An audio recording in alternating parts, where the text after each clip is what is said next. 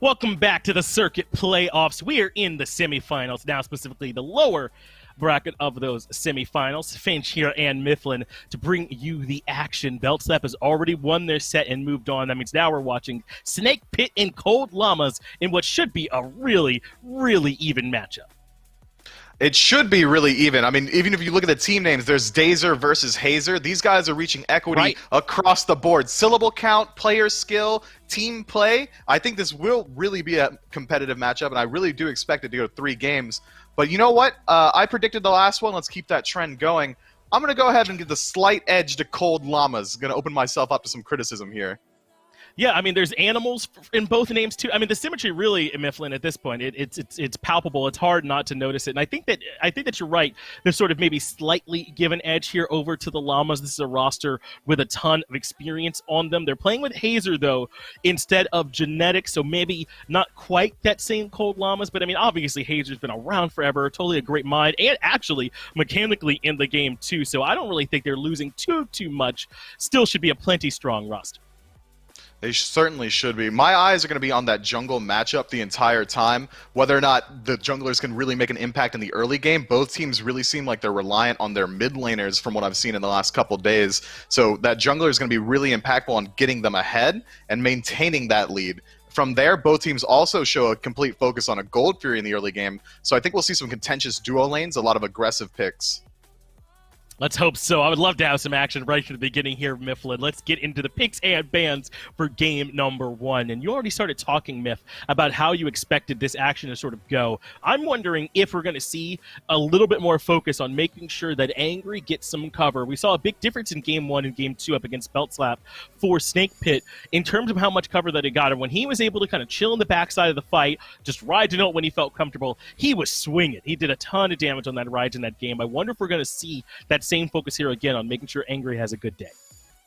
I think the only thing we can really bet on with Angry here is that he is definitely looking for that Raijin. The last 4 games I've seen him play, he's played Raijin all 4 times. Maybe Cold Llamas notify themselves of that, just decide to ban it out early on. Instead, they're going to go ahead for the Emoji and Aphrodite ban, which are generally targeted towards that mid and support role. Remove the healing. You don't have to worry about that late game team fight. It's really the out of combat healing you have to be worried about. And it really does play to the strength of both teams' healers in that you're looking for early objectives. You want to be able to sustain up through elongated fights. So I like the bans. Snake Pit, go ahead and take out the Uller and the Jormungandr. That's both incredibly potent picks. Uller more for his flex into mid and hunter. Jormungandr because, for my money, he is the 2nd safest soul laner right behind Sun Wukong. And that's interesting. We talked about how Snake Pit clearly do value the Raijin, but it looks like everyone is okay with giving it to them because of the Merlin ban here. I mean, still a chance for the Raijin to be first picked, and looks like that's going to be the hover here for Cold Llamas. And that's good. This would then force Angry to drop down to something else, right, in that mid lane. There's still Discordia, plenty viable to try and take up in that next role, plenty of options for it, but I think that forcing them to show that they can have Angry still look as strong on something else, clearly a good look for the Llamas. It is, and you know emilitoo is not just picking it to take away, he's also incredibly strong on this god. He has a very safe playstyle for mid laners. He kind of reminds me of my old teammate Delta Marine in that he is always in the back of the fight. The only time you need to hear him speak is when he's being dove, and he'll whisper the word help. emilitoo, I think, plays very similarly just from that top-down view. Snake Pit, in return, going to get the Sobek and the Horus. Sobek probably going into that solo role, Horus into support. I like the pickup, but it's a little bit late game focused, whereas we saw Snake Pit's games, they were generally a lot shorter in that last set. Speaking of Delta Marine, they're both Worlds MVPs. Am I right on that? Do I have that correct? emilitoo and Delta both Worlds MVPs? Yeah? Yeah? Myth? Do you want to say anything? emilitoo, yeah. Delta Marine, I mean, he has the trophy. He's not the MVP of my heart. Let's go ahead and pull away from him. He's got enough gas. Terra and Jingwei going to get picked up. That's a lot of counter dive potential in the Terra, and Jingwei is just saying, well, I'm not going to die, so there goes my theory that it was going to be an aggressive duo lane for Cold Llamas. Instead, they could play a lot safer, but that's not to say that kill potential isn't there. If Terra finds the stun, the knockup can't be mitigated at all. Jingwei's going to be able to sink those autos in, and if things really do go south, Airstrike's going to get you out of literally any situation. plenty of safety coming the way with this Jingwei. It is Discordia for Snake Pit. We thought that would probably be that next one down in the link once, you know, the Raijin and the Merlin were taken off the table. We've seen some Agni lately, and I don't mind seeing him kind of get thrown into that mix as well, but it will be the Discordia for Snake Pit, able to get some good use off the cripple on the ultimate.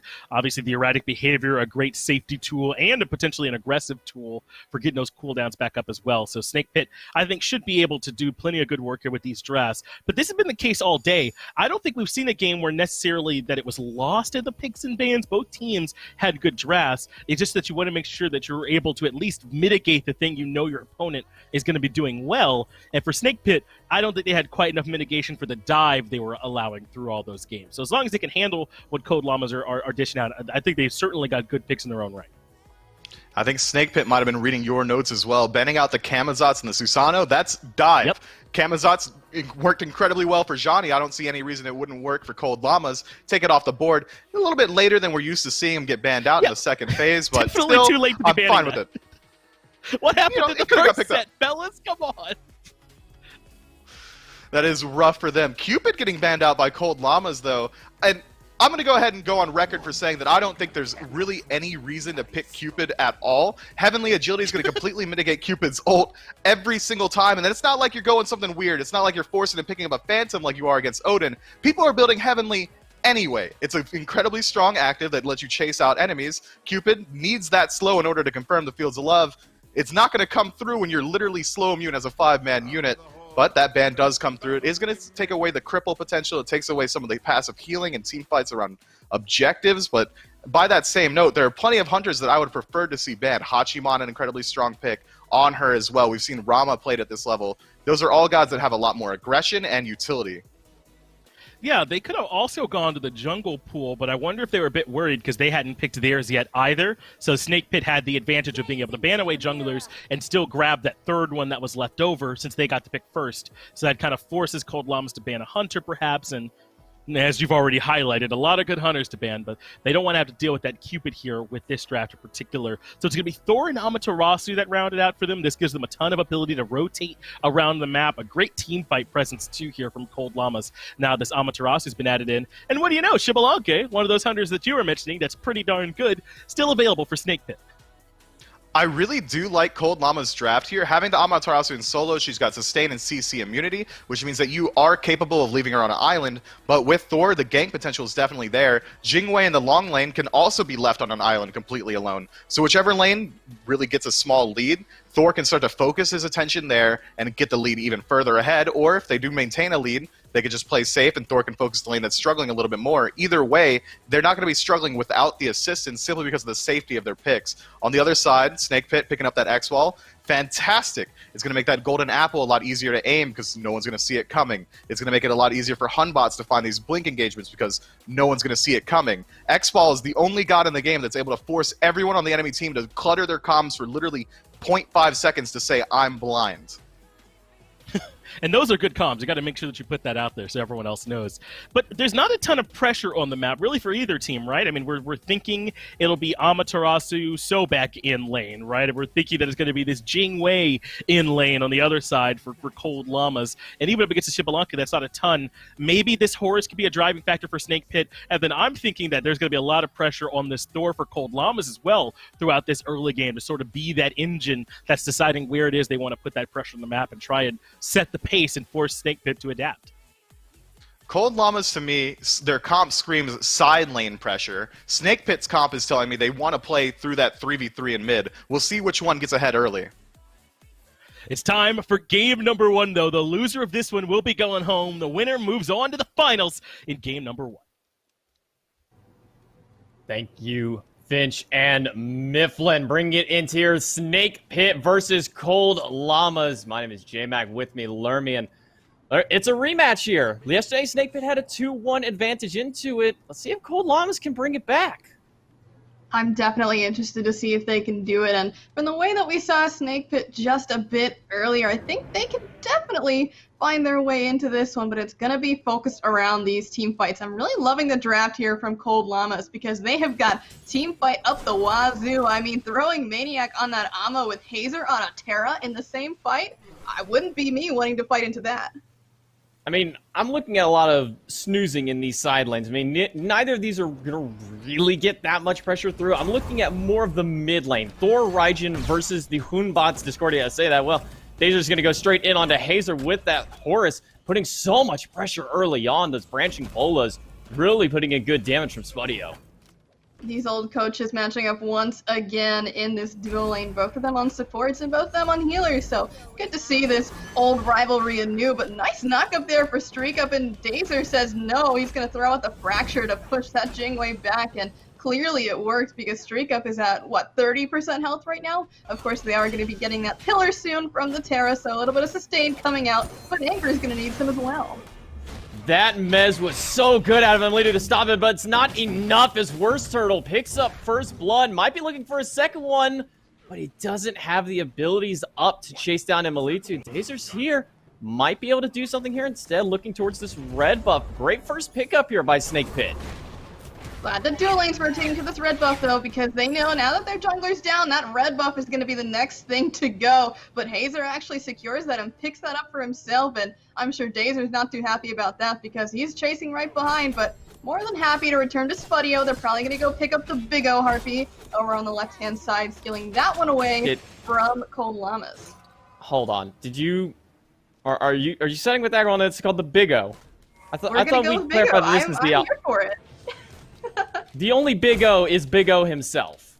Don't even. Back to this duo lane though, we're seeing just a continual poke fest, and as you mentioned, probably going to be a snooze fest for the first couple of minutes here. We already have seen a first blood, which is good looks for WorstTurttle on this Hunbot, so probably going to push him to the ultimate just a little bit sooner. And honestly, once we hit that level 5 mark, I'm expecting to see some kind of rotation, and probably on this duo lane. That's where the majority of the action has been taking place. This Horus has really been showing to be a prominent pick in all levels of play. We've been seeing so many players pick this one up, and we can see why. Fracture at level 1. You would think normally you'd want the high damage, quick clear ability, you know, getting that updraft early on, but instead we've been seeing this Fracture just because that stun and protection strat is so potent, and it's such great setup as Dazer gets another one, but luckily StreakUp is there to help stop that one. One thing I do want to touch on, though, is how these two teams transition this duo lane to the mid to late game. I think Dazer, if he gets these interesting to the skies off, we can see something really cool come off with that, as we've seen players like Genetics do in the SPL. These are kind of the token plays of picking up Horus, but for sure, in lane, a powerful tool is that Fracture ability, and it's going to be able to set up Spudio super well, but unfortunately for the Xbalanque, it does not really have any CC to combo that off of, but you'd almost kind of argue that Dazer's CC alone is powerful enough. I wouldn't have even been mad if at level 1, instead of the branching bolus, we saw the poison darts picked up just to get that extra little bit of CC to follow up off of that ability, but going with the much safer option, going with the better clear option is they're going to clear and steal away that red buff. Dazer are going to go ahead and pick that one up and walk back away. Great job distracting there. Saying, okay, we don't really want to commit to this fight. Dazer just kind of walk in, don't do anything crazy. We got the red, let's back off. And that's the kind of disciplined play that you have to have at this level in order to continue forward in these brackets. I mean, SnakePit, they lost their last one up against Belt Slap, but who hasn't lost against Belt Slap? But they're showing that so far in the set yesterday and the set today that they have that discipline as a team. For sure, and I think the most important thing to consider in that little bit of an engagement was that iceice didn't even hit level 5 yet, and that Hunbots was level 5, and so clearly he did fear no evil, or rather all the evil you might add, because he just could not walk in there. He did have the beads, although he used them at the very beginning when he took that death to the Hunbots a little earlier, so you know, that cooldown is available for him, but better to be safe than sorry, not wanting to take a pillar to the face in that instance. Well, so far, no team really going for a team fight relic to bring this one out. 2 blinks coming out of the supports and purification beads across the board, aside from WorstTurttle, who's gone for a blink of his own. Solo laners picking up teleporters, no surprise onto that one, but they're really looking to start something in this duo lane. But, I mean, do you really want to start fights up against Jingwei? I mean, if you don't get the kill, she just goes back to base, and it's all for naught, basically, unless you get a relic out of her. I really like what iceice is doing, though, to move away a little bit from this duo lane, because we've been seeing WorstTurttle taking away these reds and purples very consistently. So in response, iceice is over here saying, alright, you've got a Sobek by himself because your Hunbots is over who knows where, stealing whatever other buff, so we're going to walk into the Sobek and take away his blue to make him have a worse time. But at the same time, Sobek is one of those characters that does do pretty well at stalling out the solo lane because he does have that lurking in the waters, and when you pop that, you get a pretty decent mana regen, and for the most part, I don't think they're going to be able to be killing this Sobek at the beginning of the game. So being able to just pop that ultimate, use it on the wave for some nice early clear, and get that mana back most importantly, is not a big issue for him. I really want to see WorstTurttle do something with this lead. He got that first blood, he's up about a level and a half right now to iceice, but aside from that first gank in the mid lane, we haven't really seen anything out of him. He's made attempts over into this dual lane, but so far, no further action has happened in this matchup. I really need to see WorstTurttle with that advantage onto it. And not only that, going for these Talaria boots. We've been seeing these a lot more recently in our junglers. Why is this? I love those boots on junglers, honestly, because that kind of deflects the need to go Transcendence first. I feel like a lot of junglers have kind of pushed away from the stacking eddy because that little bit of a nerf taking away that cooldown until it's fully evolved. Getting those Talaria boots is going to help you keep your mana sustained super, super well in the early game. And not only that, the little bit of movement speed boost at a base is always nice because when you're backing, you're typically going to be wanting to go straight to your speed buff. And that's the first thing you're going to be doing. And for the most part, you're going to be timing it so that your speed buff wears off when you're in the base. You zoom out of base using the movement speed boots, and then you're already back to get your speed buff. But to the sky goes iceice, dunking down, but not gonna land onto WorstTurttle. Just off the mark, the golden apple thrown out onto Hayzer, but nothing more beyond it. Ult for ult, but that's it. They just threw a couple of ults at each other. StreakUp taking a little bit of pressure into the dual lane. Those branching bullet shots are good. Getting the extended autos with that ult, but it's not enough. Spudio unable to confirm the kill onto StreakUp. 2 ults down, no deaths. iceice and emilitoo were looking to make that rotation in case they were needed, but they decided that since Jing was fine, they were going to back off, and look who they're going on. A lot of damage onto Angry here, and that little bit of a dash is not going to help him out enough. Jump back in there for WorstTurttle because he realizes he can't fight 3, but a nice use of the ultimates there from Cold Llamas to pick off the mid laner. Just a quick comms and a quick call from SnakePit to jump in immediately. He's all alone, no jungler in sight. We saw that he already walked away from him. You can see with that ward up by the right side mid camp, that's the one that spotted that WorstTurttle had left the lane, and it's a perfect opportunity to go on to Angry. No ult, so he's lacking CC immunity. Love the play there out of Cold Llamas. That's the kind of aggressive play you need. Even still, I don't think that kind of play is really going to help them spiral into a lead. I think if we're seeing these very slight one-for-one trades throughout these entire times, and of course, you know, that one wasn't a one-for-one trade, but at this point, we're 1 kill to 1 kill. The gold lead is 1k-ish in the favor of SnakePit. They're going to be fine come the late game. Both these guys have drafted a relatively strong late game composition that's focused around team fighting. So unless there's like a 5k lead at any point in this game, I don't think that these early skirmishes are going to be very effective in affecting the late game. But who does this really benefit as we push further towards this late game?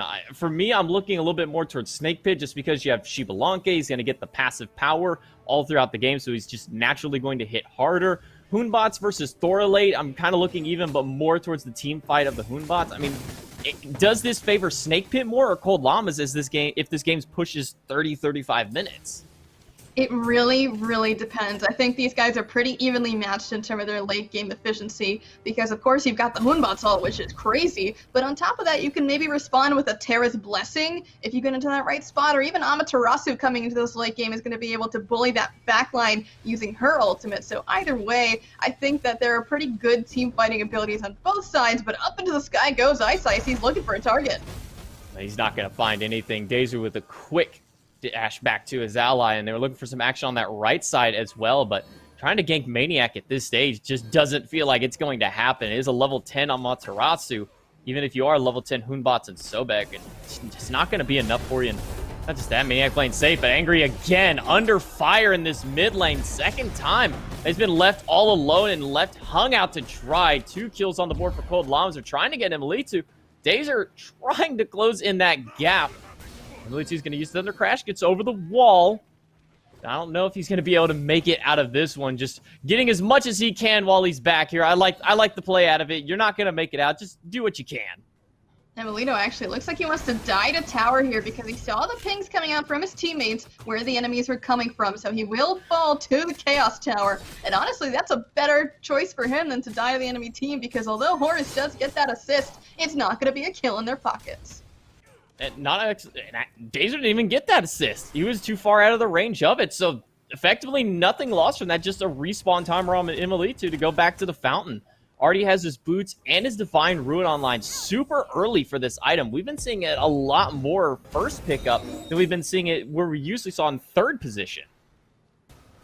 I think that early penetration is super nice, and we've been seeing some kind of Spear of Desolations come out in that spot too, so you can obviously see that penetration is very highly valued in the current meta. And so one thing pretty unique about Divine Ruin besides anti-healing passive is that it's one of the only items left in the game after the change to Magical Pen in Season 7 that does have flat pen, as most other items are sticking to percent pen now. So being able to get that 15 flat penetration on top of just having the really useful passive of 40% anti-heal, I mean, who wouldn't want that, right?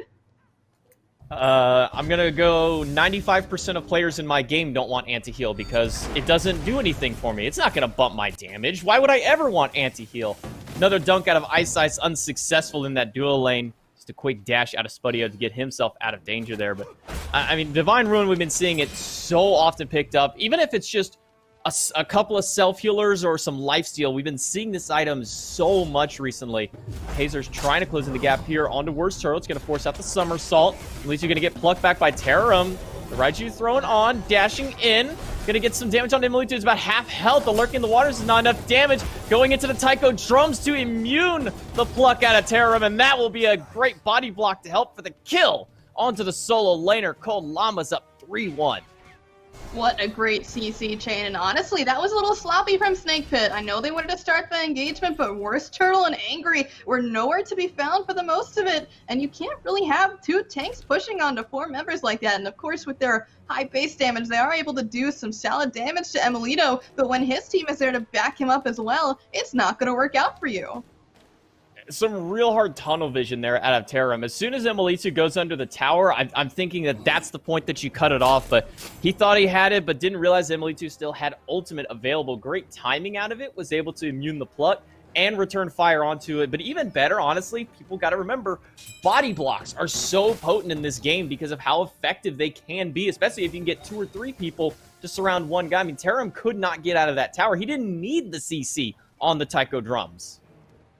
Yeah, I mean, we've seen that happen a million times before, and it seems like the person who's had it happen to them the most is Aurora, but Aurora not going to be in this game, but certainly we've been seeing people kind of taking up some of the aspects of his playstyle in this incredibly aggressive play from Dazer, because I feel like we've seen him play a little bit more out of his shell. Previously, he's been a little bit more defensive with his play, and I feel like this time he's really stepping up to the challenge. He wants to keep this lead that they've had and their win, especially from the time when they faced these guys before. Fury being looked at by Cold Llamas, looking just to see who they can get across the map. Very aggressive dash in by emilitoo. Is going to get the agility out of Spudio. I'm sorry, just the dash out of him as he gets back out and safe to his purple buff. The golden apple thrown on the StreakUp. That's going to force out the airstrike. iceice looking for a target, looking for Spudio. He's going to dunk down, but it's right into the horizontal. Spudio gets that extra shield, and that's enough to keep him alive for the time being, but the damage out of emilitoo is just too much. As Dazer continues to hold off the backline, making sure that no one can go further. Full rotation over from maniaKK and Terrorem. The blink pluck in's going to get the beads out of StreakUp. And emilitoo on retreat with the Thunder Crash. Everyone from Cold Llamas on retreat, really, but that might open up this Gold Fury, but that's not if iceice gets caught first, but a nice wall. Dazer's going to leap over that one using his heal, and that red buff's going to go down actually to the Snake Pit. Dazer will snag that one up for himself, but look at this grouping. They're still doing a great job of maintaining the locations of the Cold Llamas. Meanwhile, everyone's trying to walk in on this invade here, as we're seeing back camps are the next thing on the docket for Snake Pit. They're going to take that one and run. Grabbing these mid camps, Snake Pit just going to keep their farm up and keep it even. They still have the lead despite the kills in favor of Cold Llama. It's still about 500 in their favor and about 1,800 to 1,000 XP flopping back and forth between them. So despite these kills going to Cold Llamas, they're not really getting anything off them. It's just hey, we killed him. All right, what next? I really need to start seeing more out of Cold Llamas beyond these kills, but it seems every time they do it, there's nothing on the map for them to grab. Yeah, when we've been seeing these engagements, a lot of times it's been Cold Llamas winning the fight, but Snake Pit is taking advantage of the situation with them being distracted and going and stealing away their buffs. They've done a great job of very slightly out-farming Cold Llamas, and you can see that in more so the XP lead than the goal lead, because of course, when you kill more people, you get a little bit more gold than you do XP, so paying attention to that marker is pretty important in that regard. But I think the biggest issue here is that we need to see a little more focus on them on specific targets. We're seeing them kind of pick out these fights, take out the players, and then kind of just leave. They walk away. They don't go for invades. They don't look for any buffs that are up or anything like that. They just kind of say, okay, we got the kill, so we're done here. Yeah, it really just feels like they're playing a pick comp more than anything, and this team does really well in fights. You have a Raijin with a Terra. I mean, how does that not scream just team fight all day, every day with them? But they're just going for these one-and-done kills. They get Spudio, all right, everybody retreat. We kill Angry, okay, everybody retreat. I mean, I want to see more out of Cold Llamas because they have the team comp to do it. So they get the Fear No Evil. It's going to get the Aegis out of StreakUp as well as the Airstrike. Big win out for the Snake Pit as they continue to put pressure in this duo lane. They noticed those beads were down, and that rotation from Terrorem earlier did steal that away from the Jingwei, and they think right now that's going to open up this gold free, but with iceice in the sky, that might not be the case. Gonna dunk down but not find anybody. It's just gonna reset the Gold Fury.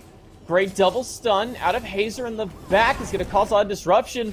maniaKK going with the dazzling offensive, but he missed that first strike, so no stun for him on the back side of it. And that forces everyone back, and that's all 5 ultimates out of Cold Llama now.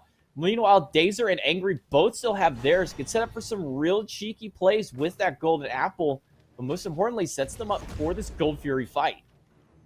Terrorem getting stunned out there by the walls from Hayzer. We're seeing that Cold Llamas are going to be the ones to push up onto this objective one more time, while Spudio and the rest of his team on the right-hand side are coming in. But emilitoo's got to be careful. Beads were forced there, and the apple is out onto maniaKK. It's not going to transfer to anyone, though, so that's another ultimate off the board there for Snake Pit. Only thing left is the To the Skies, and I'm not sure that's going to help them in the middle of a team fight.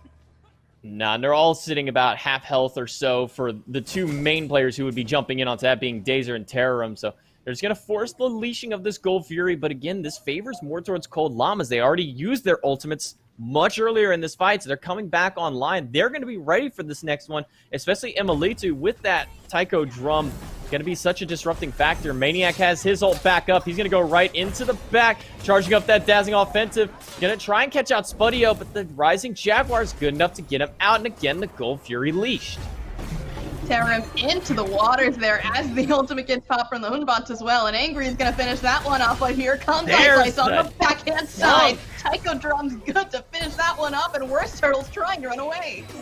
iceice finally gets a good dunk down and is able to get that pressure for his team. They pick up 2 kills, pushing the other 3 out. Terrorem gonna get hit by that Raiju, but Percussive Storm is gonna be good enough to drop him down. StreakUp with the last auto will grab him, and now it's only Angry under this tower, but I think they might be a little too low to go for this Gold Fury. The Golden Apple is back up. 3 kills went to Cold Llama in that fight, but they're much too weak to continue through, especially now with WorstTurttle on the rotation back.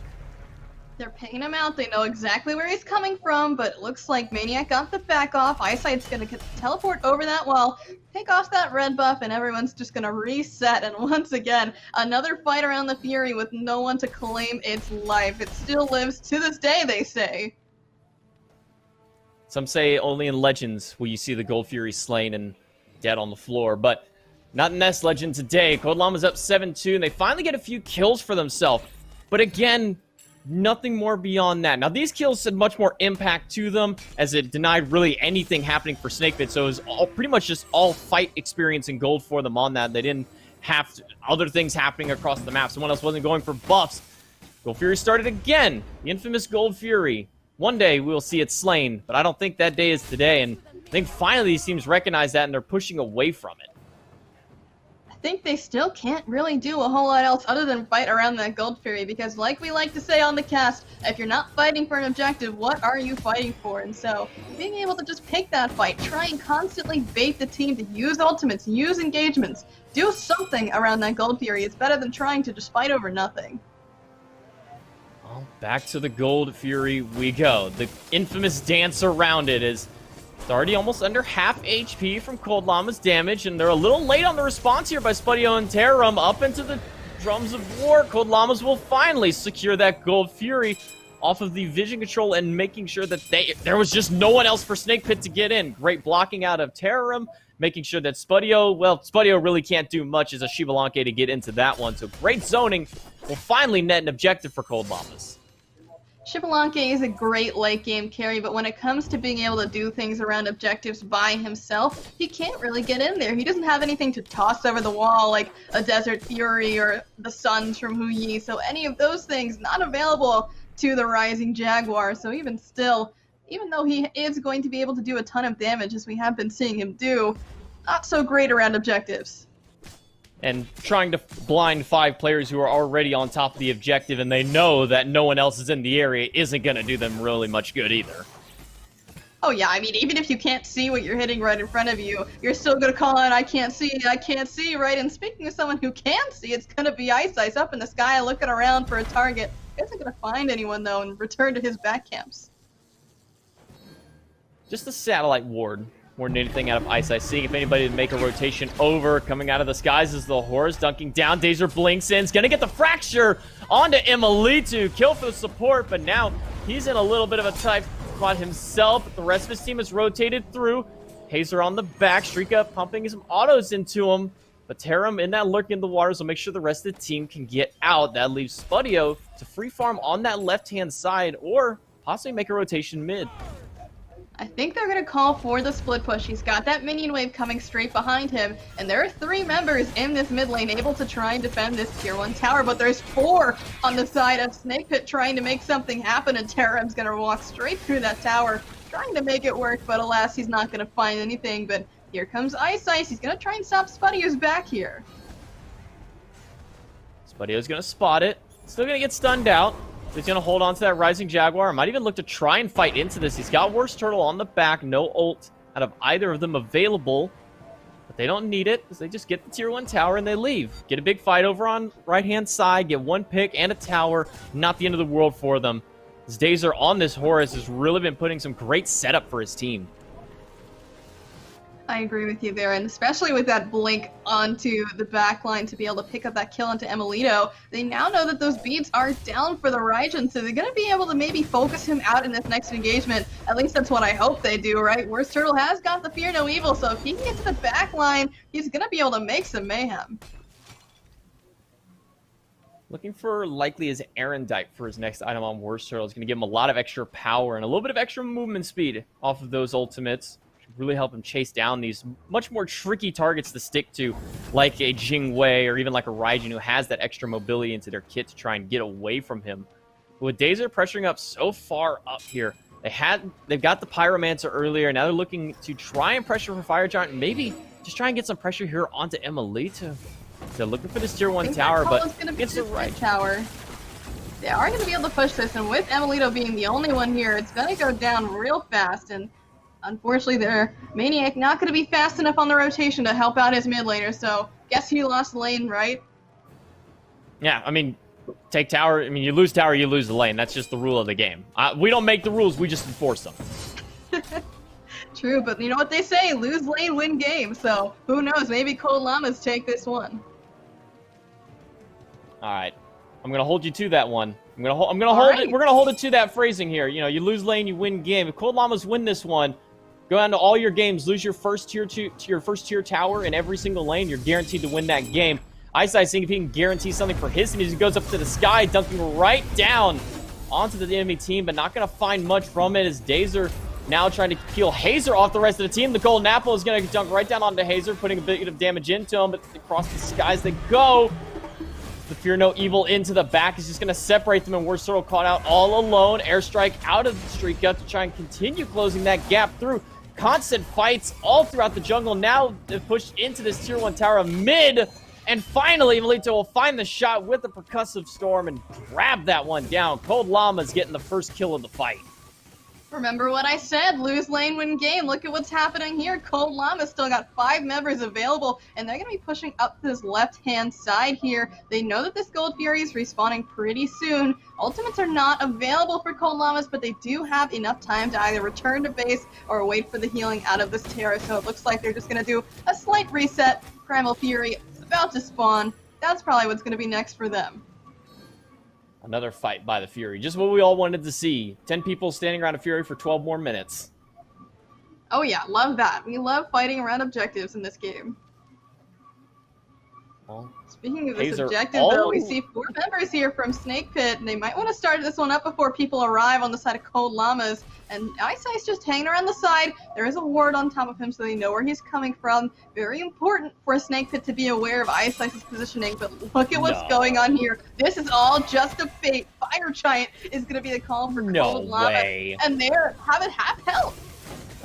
There's no way that they just snuck this so cheekily against them. Fire Giant for Cold Llamas, catching Snake Pit off guard. Now they're just going for this Primal Fury. It doesn't even matter for them anymore. Look, Hayzer didn't even care. He said, all right, we got FG. That's all we really needed. Primal Fury goes the way of Snake Pit, but who cares about that? The most important buff on the game is on the Cold Llama's waists.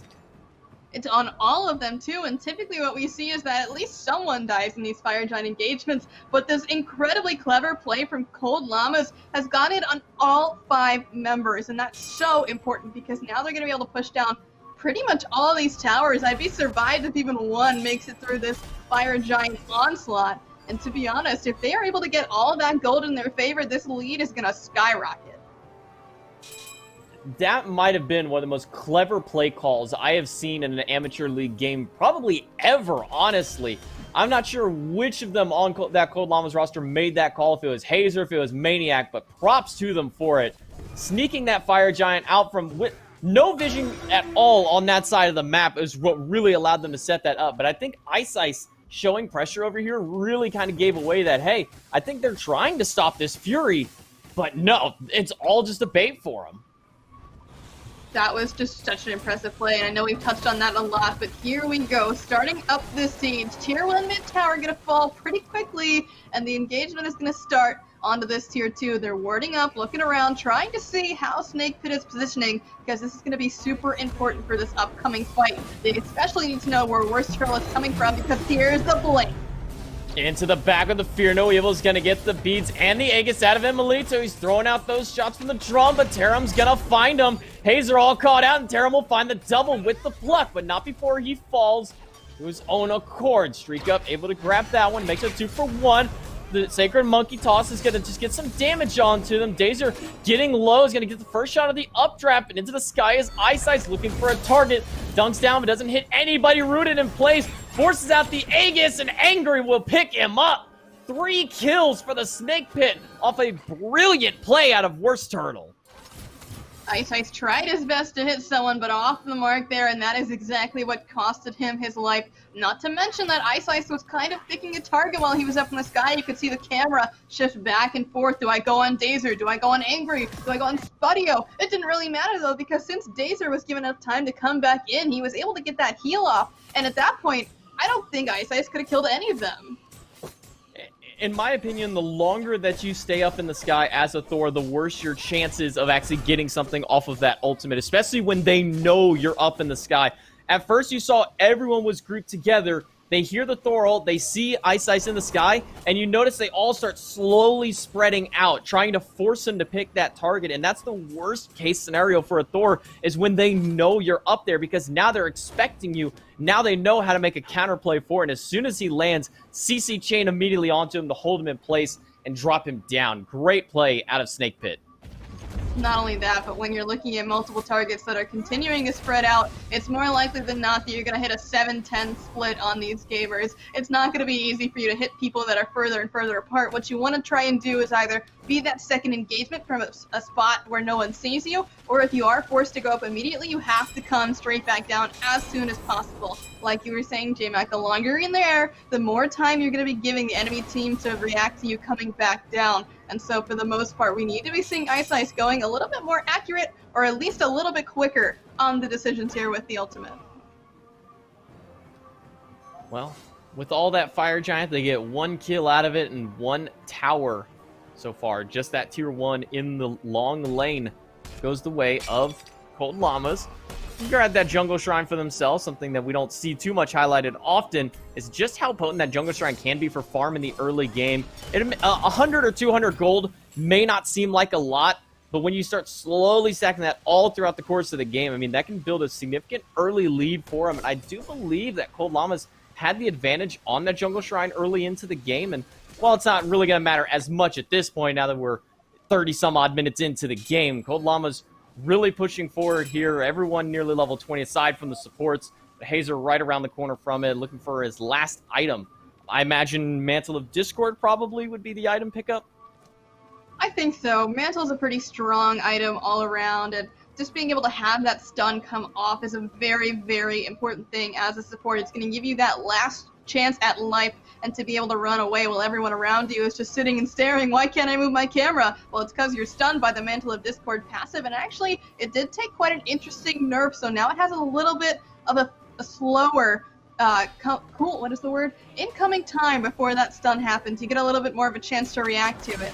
And so, after that nerf, I think it's still a very good item, but at the same time, it's not necessarily going to mean that you can't get out of it alive, and Spudio is really trying his best to run away, but StreakUp is going to take out Dazer instead. Just got caught out, and with no other options, tries to go to the skies. At least there's a 4v5 here, but WorstTurtle's trying to turn that one around. The Sacred Monkey Toss is going to throw him over into the back camps, but Angry able to pick up maniaKK, a little too aggressive and a little too squishy after the initial toss that came in from Terrorem, who threw maniaKK to both of the carries. They put him at about half health almost instantly, and now it's a 4v4 around this Fire Giant, but they have the sustain on the side of Cold Llamas. They have that Lotus Crown as well for protections from Hayzer. You can see into that fight, it was just a 1-for-1, but advantage, in my opinion, clearly goes over towards Cold Llama just for the sustainability. Sets up for the Pyromancer to come back on, but more than anything, Hayzer's just getting himself back up to full health, or as close as he can for the time.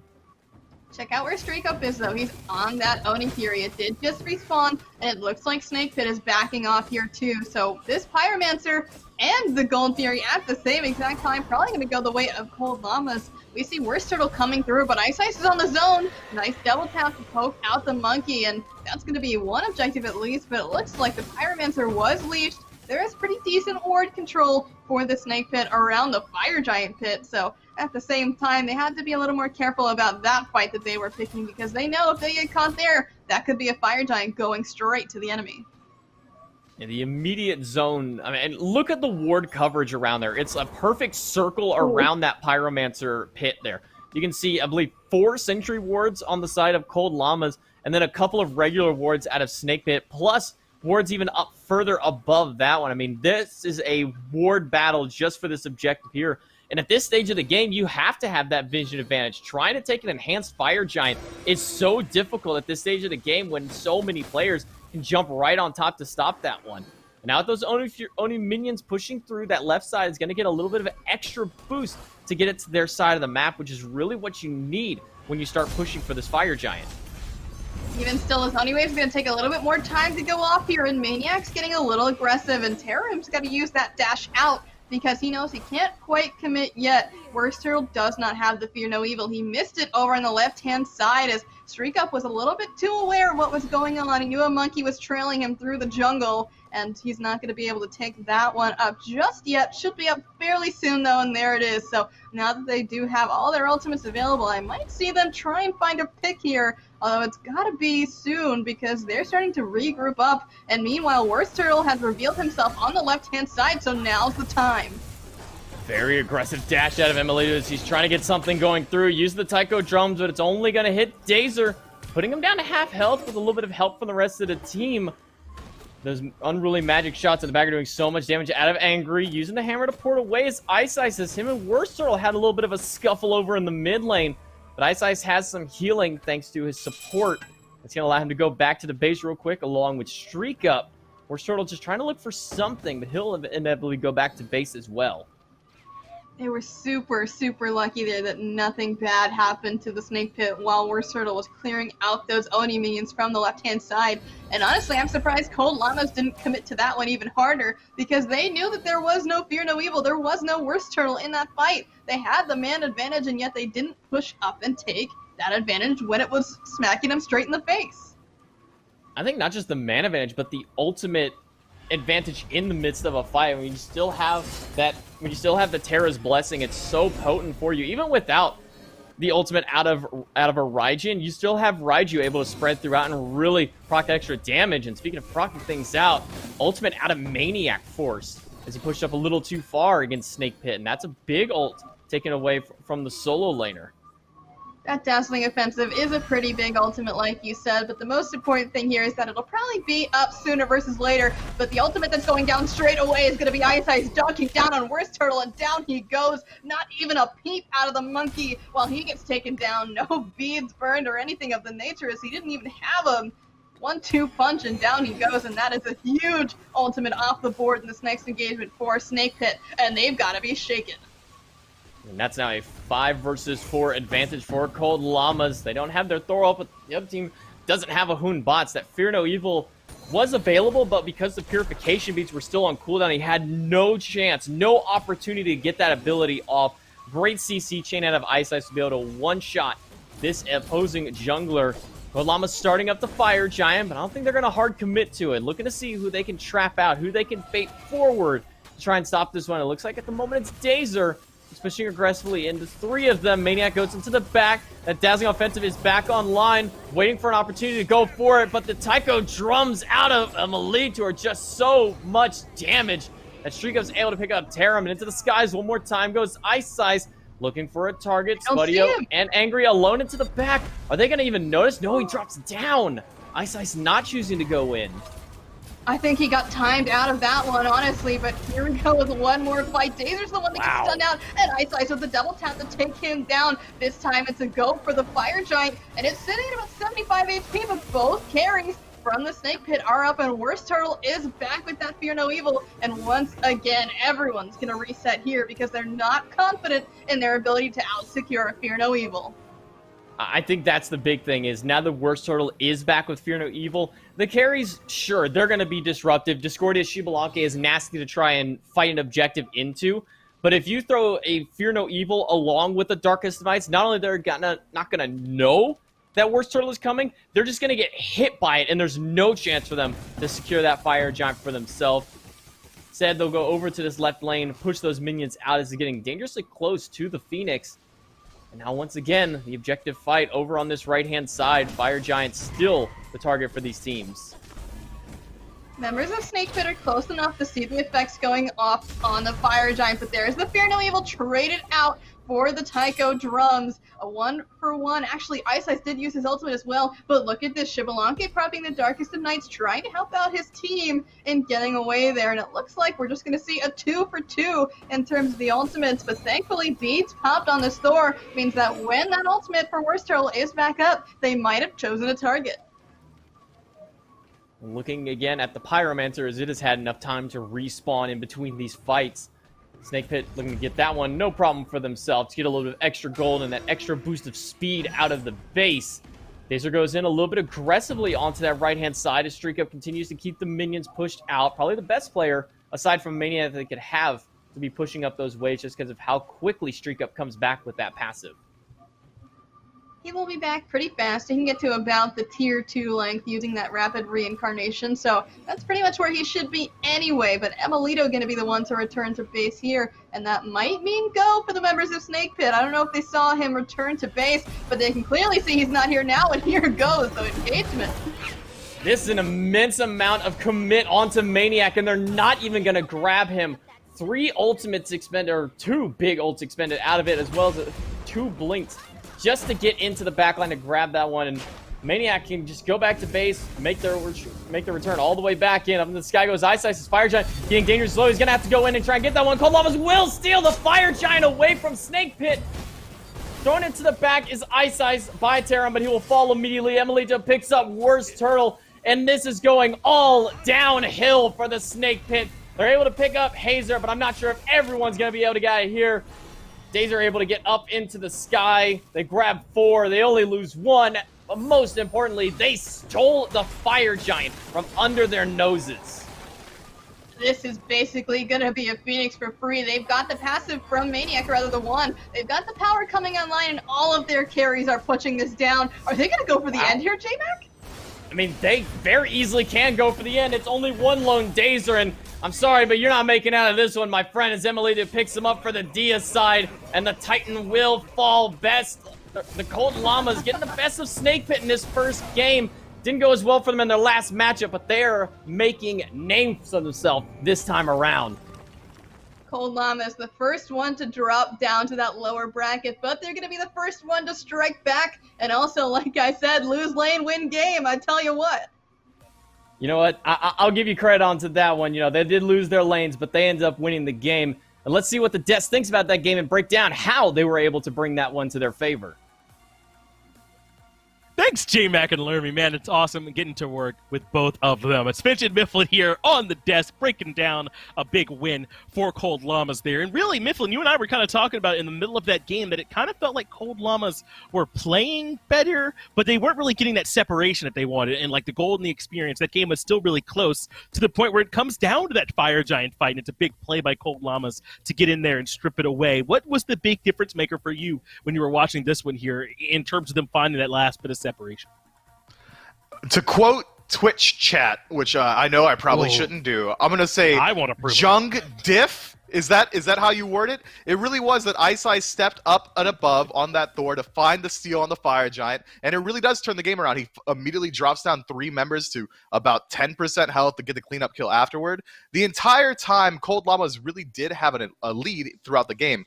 If not in gold, at least in slash line. I think we were about 20 minutes in. They were 7-2. They had Gold Fury in the lead, but they were only about 1,000 gold up. They were able to leverage their early game comp, but they weren't able to really pull ahead and farm until that huge play around the fire giant, which is hard to say that, 10, 15 minutes between like 20 to 35 minutes was really not too impactful.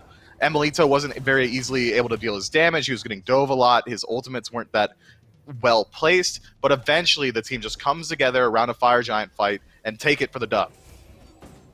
It's a big game here for Cold Llamas, and I was talking a good bit about how I felt like WorstTurttle was having a good game at moments, but I don't know that there was quite enough consistency from him. He has a great fight around this tier 2 tower where he hits the kind of ultimate that should be winning your team the fight. It ends up being a bit closer, I think, than perhaps they were looking for, but we are seeing that difference come through here. iceice is on this Thor, and his ability to impact different parts of the map proved a little bit too much for Snake to handle, especially at the end here when iceice is able to find that fire giant a little bit later on beyond this and kind of close that game up for them with a big Thor dunk. I don't know, man. Some of it was picks and bans for me where maybe they didn't take away the right stuff, but some of the other parts were just the way they execute on the map. Cold Llama's draft was about as good as you could hope for. The only lane they really didn't take a super high priority pick is in that soul lane. And Amaterasu, you're not really making up too much there. She's a fantastic pick with the CC immunity and survivability. I think Cold Llama's really just got a draft that they wanted, relatively uncontested. They didn't get too much given up to Snake either. I think we will see a distinct shift in P's and B's going forward, but you brought up the WorstTurttle fight where he got a 3-man ultimate on the tier 2 tower. I think you literally said to me, if they don't win this fight, WorstTurttle has to bench the entirety of his team. But they did win the fight, so luckily we're going to have an entire squad going into game 2.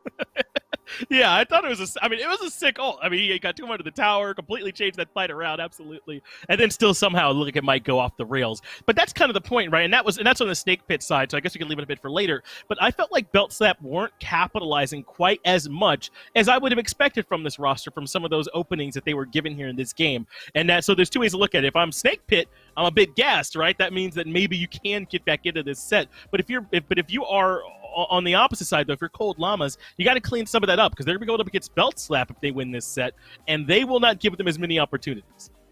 Not nearly as many. They're not going to have that 30-minute just rest period as they both teams farm up. Cold Llamas is a little bit more aggressive than Snake I would say, just in the early game. But Belt Slap's early aggression is unmatched compared to both of these squads. So I think if they really want to, they have to choose whether or not they want to play for the late game, pick some more passive picks, and really buckle down a la Sanguine, Or if they want to match that early aggression, they're going to have to go a rival style, maybe pick up some Hercules. We've really seen him fall through the picks and bans phases with these European squads in the SOC. But there are definitely ways to get involved early and really leverage it rather than picking 1 or 2 early picks and then not really able to establish Gold Fury dominance. You got to pick one or the other. Don't just pick gods that you think are good. That's going to be my new quote for the day.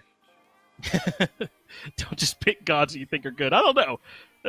Some cases that'll work, but I'm 100% with you. You want to make sure you've got something cohesive going on with your draft. Look at these bans. These are pretty much the same. It was Yemoja, Afro, Merlin, I believe, banned by Cold Llamas last time, and then Snake Pit banned by the Jormungandr, Uller, and the Kuzenbo. And so far here, Myth, it looks like we're getting largely a run back on that as long as the Merlin and the Kuzenbo both get taken off that same way. And like you said, I mean, this was fairly even throughout the game for most of these teams. Cold Llamas probably were the leaders, but not by a ton throughout it. So if I'm Snake Pit, for now, I'm okay with running back most of the same. Maybe take away that Thor, though, because that felt like a big difference to me. I really do think you want to take the Thor away immediately. You can't let iceice play something that is incredibly comfortable with. And iceice has been playing Thor since Thor was released. What is that, like 6 years now? This guy's been honing his ability to hit Anvil of Dawn. Maybe don't let him do it against you on the biggest stage of the year for you. Cold Llama's going to go ahead and pick up the Raijin. Fantastic pickup. Makes perfect sense to me. Emilitoo performed admirably. He does struggle a little bit on the ults in the early game, but that's partially due to the fact that Snake Pit had a comp that was designed to really put the kibosh onto the Raijin. But now he knows that what they're going to try and do again, especially considering the Sobek's getting run back. You can draft around it. Get a Geb, perhaps, maybe even a Khepri, something more facilitating for your mid laner so that you have someone that you can play around and protect.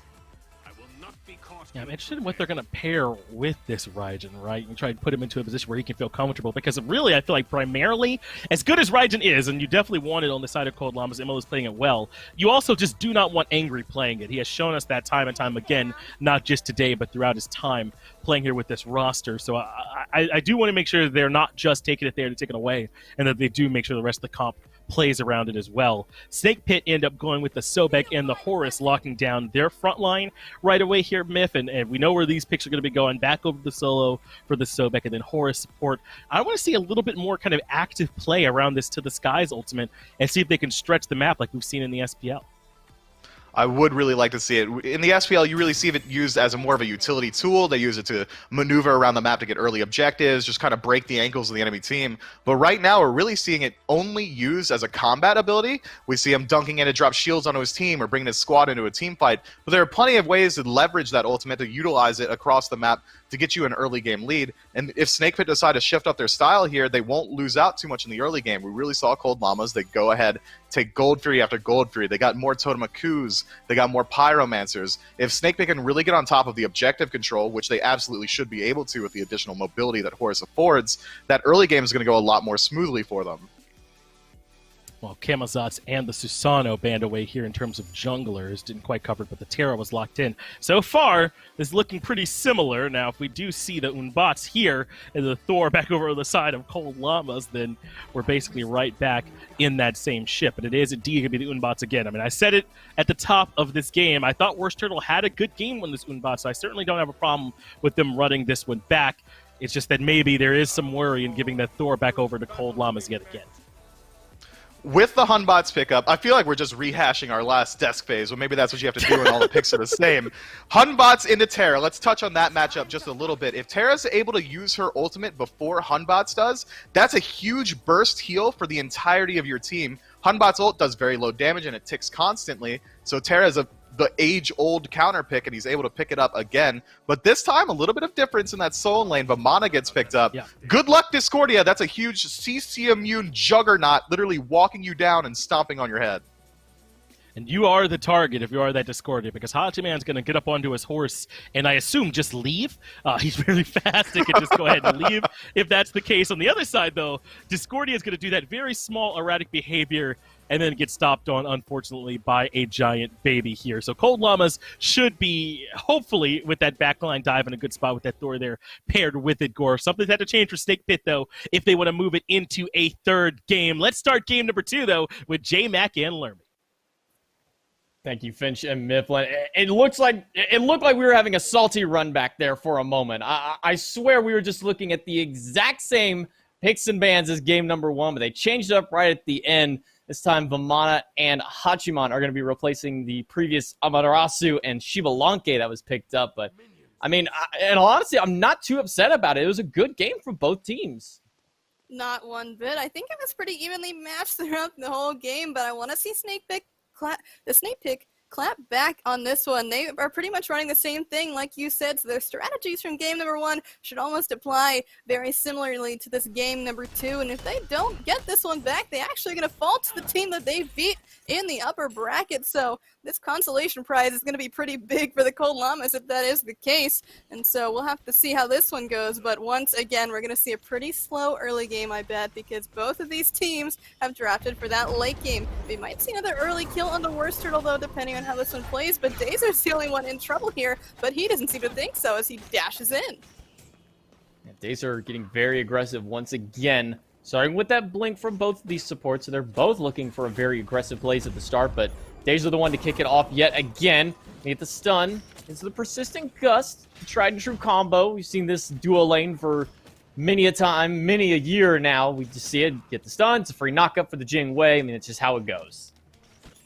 For sure, and it's obviously a very effective CC and knockup. It's probably one of the strongest in the game because you can't beat out of it once you've already been hit by it, and so you're stuck in the air for however long that specific knockup lasts for. But look at this, a little bit of pressure here for the side of the Snake Pit. Their duo lane is a bit better at pressing up than a Jing Wei, Terra. I mean, those two characters together, not very strong when it comes to the clear, but once they hit that level 3 or so mark, Terra's going to have all of her abilities, and she'll be able to dash the wave should she need to.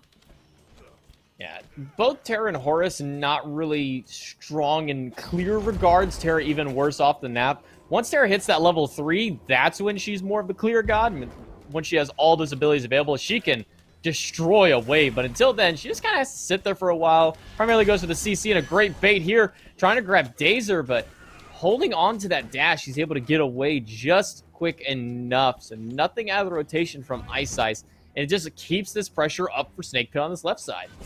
That was a weird choice, I think, for iceice, because instead of finding some farm to hit level 3, he chooses to make that rotation at level 2, and so he probably doesn't have the wall at this point in the game, and making that rotation without the wall is going to be pretty difficult, because of course you do have the stun and the knockup from your dual lane, but at the same time, isn't it so much more helpful if you have that additional CC, especially when it comes to lining up a double tap?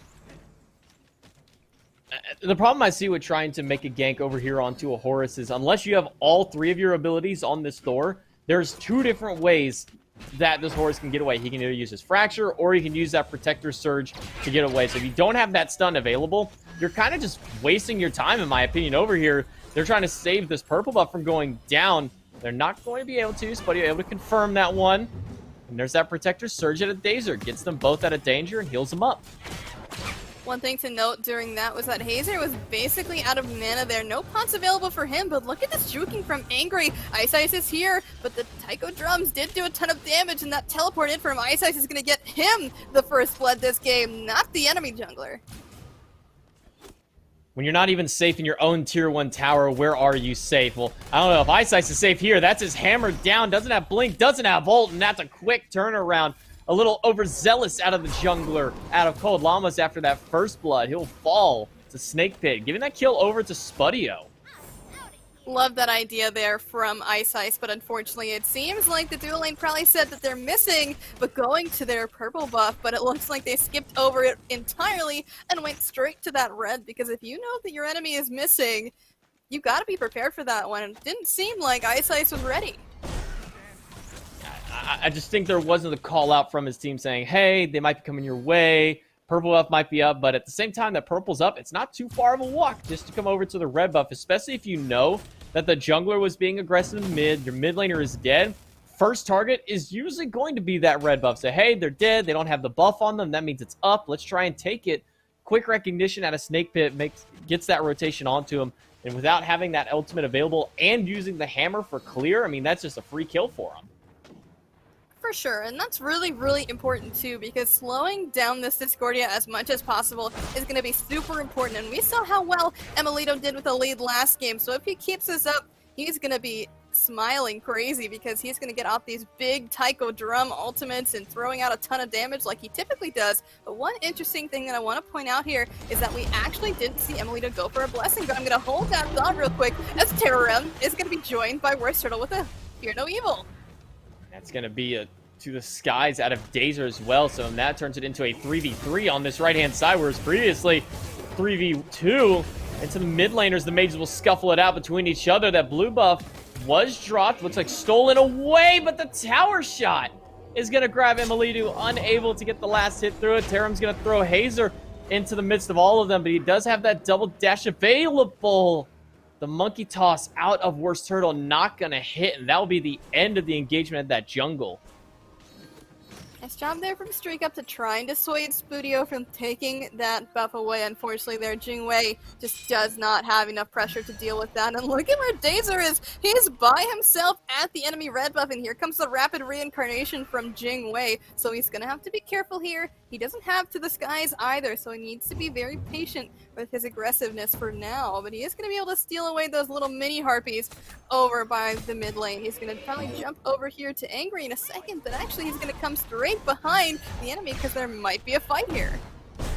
The updraft on emilitoo. Does still have the Thunder Crash if he really needs it to get away, but going to hold on to it, recognizing it's not necessary.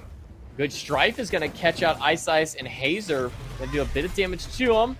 The airstrike out of StreakUp after the boxing match against Spudio. It really feels like across the board right now, even though Cold Llamas got that first blood, SnakePit is just pushing the advantage. You could say boxing match is something that is just applicable to all of these games between the two teams, as we saw them go a full 3 games yesterday as well. So who knows, with the way that SnakePit has been playing here, we might see yet another 3-game set. And with StreakUp getting pressured under this tower, I'm sure that's what Spudio wants as well, as he's just been having free reign since no jungler has dared to visit his lane for quite a long time. A little bit of a minor thing to bring up, but also something I think is quite big, is hold that thought. Actually, as iceice goes up and dealing for Spudio, he's going to dunk down. Purification beads used. Still has that ultimate available. He will get onto it. So both active and the ultimate expended out of the Hunter. But going back to what I was going to say, maniaKK has opted for this blink as opposed to a teleport. It's an interesting play for sure, but when you're going into that blink, you're going to want to pick up the Teleria shoes, and that's exactly what he's done. So even though there is no TP, he is going to get that movement speed boost out of base. He's going to have great mana sustain with that, and now he's going straight into the magical defense item. I imagine this is probably a runic. It could be an Ancile. I think Ancile is a very, very strong item against Raijin. So if that's what he wants to go into, for sure, that's a good idea. I just think that maybe that Runic Shield is a little bit more applicable in many cases, but when it comes to the late game, it's going to be pretty nice for him to have that. It's also going to be nice because now he doesn't have to have Teleport and Blink. Now he can use something else alongside that Blink. He can get a horrific emblem. He can go for a Cursed Ankh if he wants to. I mean, it opens up so many more opportunities here for maniaKK because he's not held down by the bars of Teleport anymore. That is for sure something that a lot of people like to talk about, is why get teleport at all when you can zoom back to lane? No other lane gets teleport, but it seems like it's been super important in the solo lane. But look at this grouping here. Red buff is about to spawn, as we see that 2 members at the very least from SnakePit are here. But this rotation over from StreakUp dissuades anyone from jumping onto that one. So once again, red buff going to go to Cold Llamas, and they're just going to be more than happy to let this game go just a bit longer to help StreakUp at the very least get to a point where he can actually fight back against Spudio. maniaKK is taking quite a beating here from Terrorem on this Vamana, and it's a rough lane matchup for sure when you don't have that teleport. It means that if you get pressured out, you don't get to have that free pass back in, but at the same time, he's just going for the farm game more than anything. Has picked up that Runic Shield. So the Runic on the side of maniaKK and a Breastplate of Valor for Terrorem, giving them the extra cooldown into that lane, allow them to put a little bit more pressure up on that side of the map. And you can now see an attempt to proxy farm here over on that solo, but a quick recognition out of iceice, and maniaKK might be able to do something as Dazer gets caught out in the middle of 3 of them over by this Gold Fury. What was he doing up there all alone? Dazer's aggressive positioning finally coming to bite him back in the butt, and at last he does fall down, paying for his over-aggression, but look at this. One more time, Purple Buff gets stolen away from StreakUp, and he's just going to have an even worse time dealing with the pressure coming from this Hachimon, and Jingwei is typically one of those characters that you really, really need the Purple Buff on in the early game to help mitigate some of that poor clear that she has. So without it, and she's been without it for a very long time, it does seem rather unfortunate, but something unfortunate for emilitoo is that his jump actually does get cancelled. He's going to be pretty close to be able to take that damage back, and Angry actually does take him out, but iceice is up in the sky to maybe continue this engagement. He's going to back off and go to the blue buff instead. It looked like that Thunder Crash got thrown in place as opposed to even canceled out, because I didn't even see him go for another attempt after. That's going to set up the Gold Fury. Only Spudio with an ultimate available, but it's ult against StreakUp's ult, so not really going to see much fight onto that one. Snake Pit will get the Gold Fury. Good zoning against Hayzer. We'll make sure to keep that support out. Just a little questionable being pushed that far up, and again, we see WorstTurttle with a quick blink into the backline to get that Fear No Evil.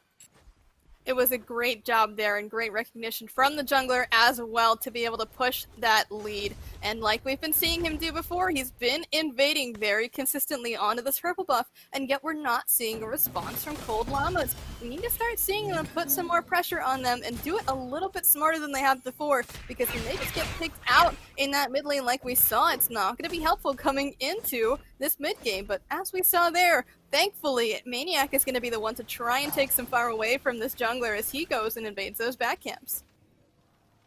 The anti-heal has spread to more than just Divine Ruin. Typically, we see a Jotun or even a Crusher picked up for that first mace item out of the junglers, but WorstTurttle going for a Brawler's Beat Stick yet again. Dazer going to get the beads out of iceice off of a Blink Fracture. Now, Dazer's in a little bit of danger as himself. He has that Protector Surge. He's able to get out for time. That's at least getting one big relic off of the jungler that time, so iceice has to be a little bit more careful in this next fight. For sure. He has been very aggressive trying to find some farm, and it's only bit him in the butt several times before, because we saw him try and gank on that left-hand side at the very beginning of the game. That didn't work out. He tried to steal away that red buff. Didn't work out for him, and once again, he tried to go for that back camp, and again, did not work out. He needs to try and split this farm more effectively with his team, because clearly that's what WorstTurttle has been doing, and he's been having a pretty dominant lead over iceice this whole game. Well, StreakUp finally able to get a purple buff of his own. I think it's the first one, and probably since the very first one that he has been able to get, and that's where the lead that Spudio has come from, was just constantly stealing away those purple buff. He's not rotating for these big fights. He's not trying to make huge plays anywhere else. They got one objective and a lot of purple buffs in favor of them. And that little experience, more than anything, not just getting that experience, but denying it to your opposition is so potent in this early game. Making sure to keep that, not just the buff off of them, and keeping that golden experience away will slowly but surely start pushing them behind.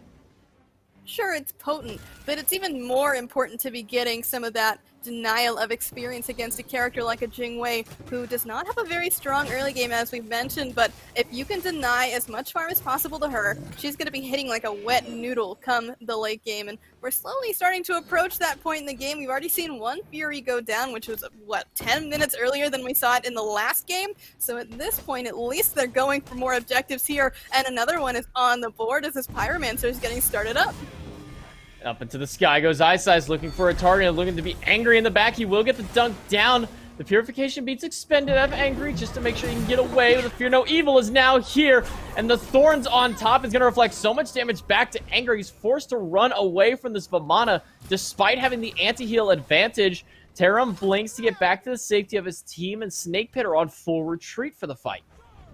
You know what that means, though? It's time for the Pyromancer to get started up by the other side, and Cold Llamas have got it to about half HP, but Blink in from WorstTurtle's going to get him to leash it. They've got the monkey bounce going through the team, but the walls are down, but the ultimate there from Spudio is able to push them down, and Terrorem gets that last hit. Both the carries are so low, but Terrorem, you've been in this spot before. Don't dive that tower. You know what's going to happen, but iceice just can't get out of that backline, and here he goes with the tower dive once again.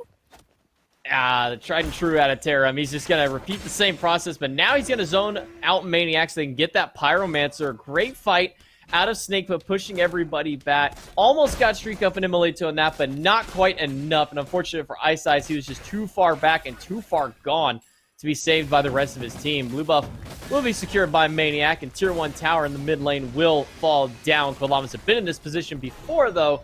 I doubt that they're really worried about it. However, I don't think that there was this harsh of a gold lead early on last game. Already 4,000 in favor of Snake That's more of a lead than we've seen in practically the whole of the last game. So not only do they have that 4K gold lead, they've got 6K in the experience side of things. And that is so important because they're at the part of the game where everyone's about to hit level 12. The sooner you hit that level 12 mark, the sooner you're going to have your second relic. And that's where a lot of survivability and teamfight actives come online. So the sooner they can get these, the easier it's going to be for them to make it through some of these fights. And if the enemy team hits that marker first, it's going to be a bad look for you. Now, I'm going to throw out a controversial take onto this one, but I think that if iceice hits his ultimates, they do better in team fights. All last game, when he was missing those ults, they were getting nothing off it. No relics, no ultimates, nothing. You missed it, no big deal. But the one big ult that he hit last game was their huge turnaround. And I think if iceice can get another one this time, it could be huge for him. But so far, he's been getting one tap onto Angry, force out his beads, but then nothing beyond there. I've got to see some more impactful ults out of iceice if Cold Llamas wants to have a chance of coming back in this. Well, he's got it up right now. He is hiding around this left-hand side. Blink in from Hayzer there to pop the Terra's Blessing. They're trying to find someone to pop there, and StreakUp says it's Dazer. Up in the sky goes iceice, and JMac, will he hit this one? And that's going to be a negative on that one. WorstTurttle with the Fear No Evil just to push everyone else away as maniaKK shoves the rest of Snake back to their side of the map. That opens up the Fury. The big play out of there, Blink ult out of Hayzer is going to set up so much potential damage for emilitoo on the Raijin. One of the best gods to be able to proc that Terra's Blessing secondary ability onto it, getting that huge burst of damage onto him. Great team fight out of Cold Llamas, and those are the kind of fights they have to take. Even though iceice missed the ult, it didn't matter as much because Hayzer and emilitoo did the work to start it off. Those two for sure were synced up on that one. We've got the ability for these guys to really push in there and make a difference in the beginning of the fight because that's what seems to be mattering the most. Both these teams do have sustain, but if they are able to get their damage off on a majority of the members or even single one out as we've seen them do, it's starting to look super good for Cold Llamas to get back in this one. The solo laners will continue to push out their lane, and dual lane will just go back and clear out theirs as well. So a bit of a lull in the battle at the moment. As 3-5 reads the scoreboard, 3,000 gold in favor of Snake here at 17 minutes in. There's been a lot of fighting going through. That last team fight is what gives me hope for Cold Llamas. They were ahead or on par the entirety of last game. Now they're kind of behind, but they're still playing like they're even, and that's the kind of heads-up confidence that they need going up into Snake, who's the one, and because Snake's the one that sent them to this position in the first place. For sure, they need to find some sort of grasp onto life because if they do lose this game, there is no coming back from this. Once you drop down into the losers bracket, you're out after that. So if they don't come back at all during this game, they're going to have to be worried about that one. So Cold Llamas on the board here for number one. If they fight back, it's going to be good looks for them to move on to the finals. But they've got to prove themselves this game. We've been waiting on it. And they started to show some light in that last fight, like you said. But with Fire Giant on the board, it still has yet to be cracked fully open. We got a little bit of a glimpse at the Jungle Shrine efficiency. Loving that new graphic, by the way. It's one of the better little tidbits that's been thrown in as of recently. And that's kind of one of the things you have to find is that balance of when do you go for it. I mean, stack-wise, I mean, where do you see, you got to go? Do you just grab it once you do your speed buff? Do you wait until it has a certain amount of stacks? I mean, what's the time to go for that? Honestly, if I'm the jungler, I do it whenever I'm over there. If someone's there when it's full, I'll tell them, you can do it. Support can sometimes do it when they're rotating to mid and they're waiting on some action to happen. There's a lot of people who are able to start that one up, but honestly, I would try to get it off when it's full as soon as possible, but it's never something that I'm committing a rotation to. It's always if I'm already there. Right. I mean, you're not going to rotate all the way around there for just, 35, 40 gold or whatnot, but if you're over there, just go ahead and grab it. It's only 3 basic attacks to clear that one out, and if you've got a god with really quick basic attacks, like if you have let's say a Jormungandr on your team, you got to get it almost instantly. So, I mean, just go over, grab that Jungle Shrine when you can, but like you said, Larry, don't make a full commit over like, guys, there's 7 stacks on it. I have to go now. Like, dude, there's a Gold Fury over here. Your jungle shrine can wait. Yeah, it's not like that totem of coup that you see mid laners begging for in the beginning of the game. It actually happens a lot where you're in a ranked game, your mid laner is using all their abilities because they don't know how to manage their mana, and then all of a sudden you as the solo laner get pinged a million times, do the totem please, I need some mana! And you're like, you should have managed your abilities better, guy. I mean, I'll do it, but I know it's not on my priority list right now. But seems to be another contested objective for the gamers in the Battleground of the Gods, so hopefully here we see them manage that one a little bit well, but it looks like the next thing they're going to manage here is this Pyromancer and Snake Pit, starting that one up. Finishing that one almost instantly as well. Dazer with great zone control along with Terrorem. They're able to pick that one up for free. maniaKK, only one in the area to try and stop that one, but he was unable to get there in time. StreakUp continues to push on this left-hand side. It looks like he'll be trying to go for that tier 1 tower. maniaKK gets flipped into tier 1 of his own, but he's not worried about it. We're late enough into where a tower shot's not going to be the end of the world for Avamana. Oh, Spudio, you didn't see the Thor coming through there. Thankfully, Dazer's there to save the life of his carry, but it looks like Hayzer actually got rooted out, and he's the one that's going to be picked. As iceice is going into the ult. He's probably going to be using this one defensively because he's not willing to jump into the jowls of a level 13 Horus. Not just that, a level 19 Discordia, level 18 Hoon bots, and I mean, hell, a level 19 Hachiman. You're not going to want to jump into that nonsense, especially when you yourself are only level 15 on this Thor. Not going to happen for you. Tier 2 tower being pushed down by iceice and maniaKK. I did not do about half, but on the opposite side, Angry and the squad are pushing up this tier 2 in the left side.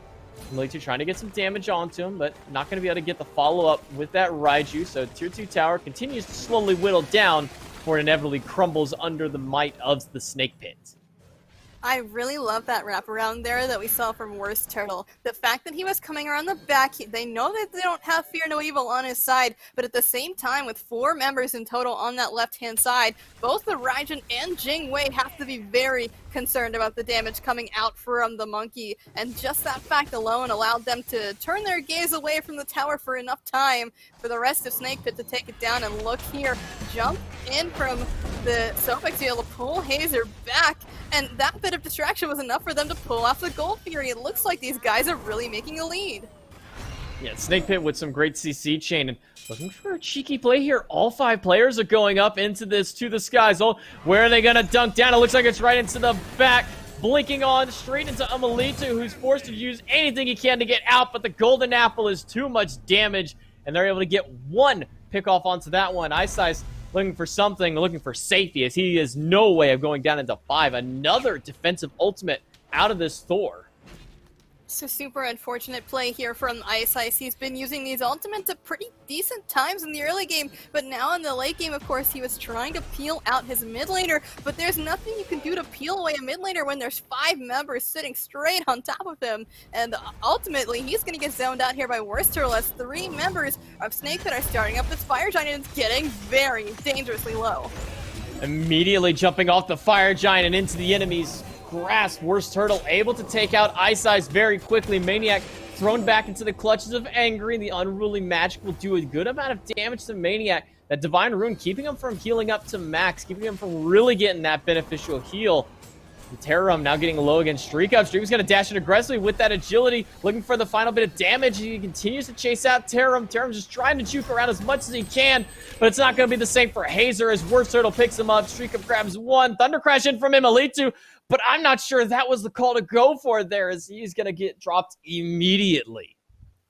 Those crits coming out from Spudio were just so potent there. We saw a lot of those crits coming out from the raids there on Hachiman, and so we are having a little bit of technical difficulties here. Give us a second. We'll be right back. No, don't throw. Keep going. It's real fast. Okay. It's going to be just a quick pause as we've been informed onto it. It does look like emilitoo does fall there. Huge crits coming out of StreakUp, doing real big numbers. And these aggressive Raijin dashes we're seeing at all levels of play here. But most importantly, that Fire Giant immediate leash out of there is the great discipline from the team saying, we don't have enough to really commit to a full fight, but we don't have enough to commit to Fire Giant. Someone steps up, just drop them quick. I like the thought process there from emilitoo to try and take out the Hunter, because that was a Fire Giant buff that he did have around his waist, so if you are able to take down that Hunter, it's going to be really beneficial for you at the very least. Even if you do trade, a lot of that tower damage is going to be taken away, so I think that was a nice game plan there, but I'm sure he wasn't expecting to get crit, what, 4 or 5 times in a row straight to the face? Yeah, no, it doesn't feel good when RNG is not on your side. He prayed to RNGs himself, but, I mean, his prayers have gone unanswered. StreakUp coming up big for, and they are able to get a massive wipe on him. 4 players look like they got dropped during that fight into it, and 4 still stand strong for Snake Pit with Fire Giant around their waist. maniaKK and iceice, the only ones to defend against this right side Phoenix. I'm not sure that's going to be enough for it. iceice trying to wrap around. Up into the sky he goes again, looking for another target. Who will he drop down? Looks like it's on the Spudio. We'll get the dunk, but it's quick purification beads. But the Phoenix still falls, and iceice along with it. Unfortunate death there for iceice. He did try his best to help that Phoenix stay up, but it did end up falling down. Snake Pit just too strong on this engage now, and their lead has skyrocketed up to about 12k, and it's only going to be getting bigger. There are no members available right now to be able to defend this tier 2 tower, should that be the choice for Snake Pit, but it looks like they're going to reset. They'll probably take that advantage, let some fire minions start to run down that right-hand side, and maybe start to push yet another Phoenix.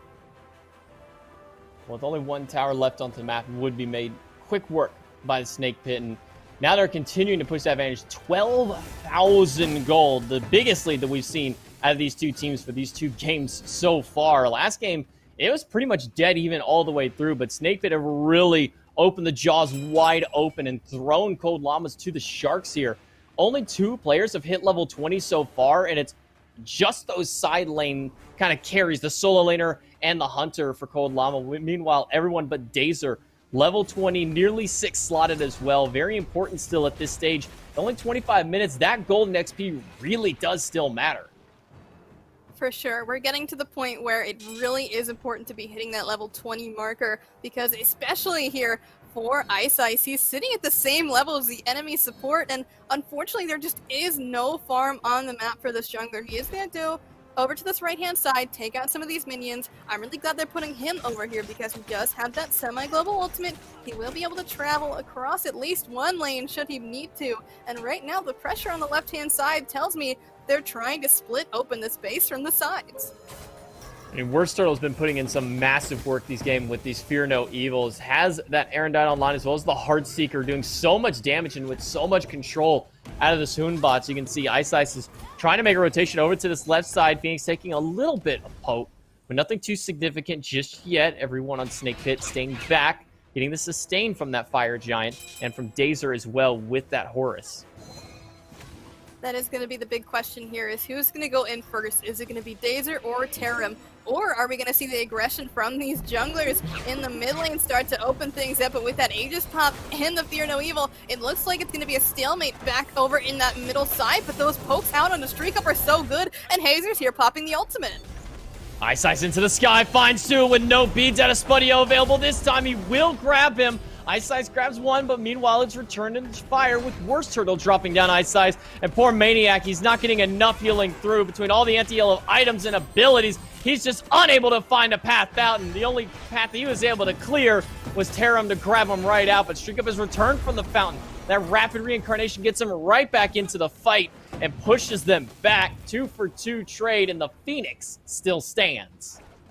I just wish they were a little bit more patient. Of course, they got the Phoenix, went back to base, and then tried to push up this left-hand side, but the fire minions had yet to make their way towards the base. I think if they had taken it just a little slower, of course, they may have lost their Fire Giant buff partway through that siege, but even still, they might have had the freedom of having one less member on that side to defend it, to be able to push down that Phoenix, and look how close they got already. So if that had been the case, they might have actually been able to get it, and at that point, I don't know if Cold Llamas would have been able to contest that Fire Giant.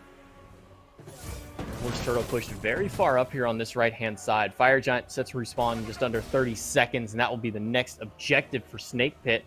It won't go entirely free to them, however, because it's just that right side Phoenix that was dropped earlier on. It's the easiest one to defend when you're trying to fight up against a Fire Giant. You can keep it there right with you, keep your soul laner there just to kind of stalemate it out. But everybody's grouping up, getting ready for this fight here at 28. And a good defense out of Cold Llamas. I think getting that Fear No Evil out early was such a huge advantage for them. iceice in the sky, but iceice going to come back to the ground very quickly and very far away from the opposition as he goes to the red buff instead. Another big defensive ultimate burn. That is going to be down, and the Fire Giant is going to be up, so that's where Snake Pit are located now. They're going to be hanging around here, and it looks like no one from Cold Llamas is going to contest. They recognize that since iceice has no ultimate, there's going to be no safety for them to walk in there. So my best bet right now is for them to push up this right-hand side, finish off this weakened Phoenix, and then transition into the mid or even the left-hand side. I'd like to see them be very patient with this one, as we saw them a little bit preemptive on that last engagement. So if they're able to stick together and fight this one out, then I think they might be able to take it here. Well, iceice very wisely pushing up that left-hand side to make sure that they can't fight very comfortably onto that left Phoenix. With this right side one, with it being weak and already under half health, it's not going to live for much longer once those minions are able to make their way in, and Spudio gets a couple of basic attacks onto it. Trying to heal up with that Monolith in the back. The blinking from Terrorem's not going to hit the pluck on emilitoo. The Phoenix still stands because they're going for the fight. Cursed popped in the back as Dazer goes right in onto Hayzer. emilitoo gets hit with the apple, and inside the drums, he has just enough protection to live through the damage of it. But Spudio able to grab Hayzer all the while. emilitoo forced back to the fountain, and Beads forced out of iceice. This Thor pick has just not been working out for iceice this game in particular. I think that his ultimates have just been a little too early. Of course, Thor is supposed to be coming in on that second engage, but he's missing a lot of the parts of the team fight that are the most important. But look what's happening here. 5-man grouping from Snake Pit, and they jump on in through the in the skies across into the Phoenix, and they are going to start it up, but the issue is that Terrorem's getting poked super heavily. Yeah, I'm not too sure about that one. With no minions available to them, they don't get the backdoor protections to try and go for the Phoenix. They kind of half commit to attacking the Phoenix and then half committing to the fight. Inevitably, they end up having to run. But now the Phoenix are here, and emilitoo and maniaKK getting chunked down. maniaKK having to run all the way back at only 10% health. But again, all fight or all Phoenix, neither commit to either of them. And because of it, the Phoenix still stands and everyone lives on Cold Llamas. They haven't been pushing these Phoenixes very effectively to the Snake Pit. I think they need to start sending WorstTurttle or someone else over this left-hand side and force Cold Llamas to pick a place to engage. It's not going to work out if you're trying to force 5v5 because they have a very good defensive comp. They've got the Thor to come in secondarily if he throws that ultimate out a little bit later and doesn't get picked off in the beginning. And of course they've got the Terra's Blessing, which is just going to save them should they get hit by the Fear No Evil. I mean, there are few gods harder to fight into a siege defense than a Raijin. I can only think of maybe 3 or 4 off the top of my head that would be as bad or worse than to fight into a Raijin. And when you basically have to blink initiate every single fight, as we've been seeing Terrorem be the one to go in onto that, or use your To the Skies to get into it, you got to have that gap closer. You got to have that burst to take down emilitoo. Otherwise, your siege defense is really going to be all for naught. Have to play this one a little smarter, I think, and both sides here have been showing some signs of life. I think the defense from Cold Llamas has been good, but not good enough. I think the siege from Snake Pit has been good, but not good enough, and neither side is really able to break this stalemate just yet. But hopefully this next run through might be it, because Snake Pit are trying to claw back and get this win.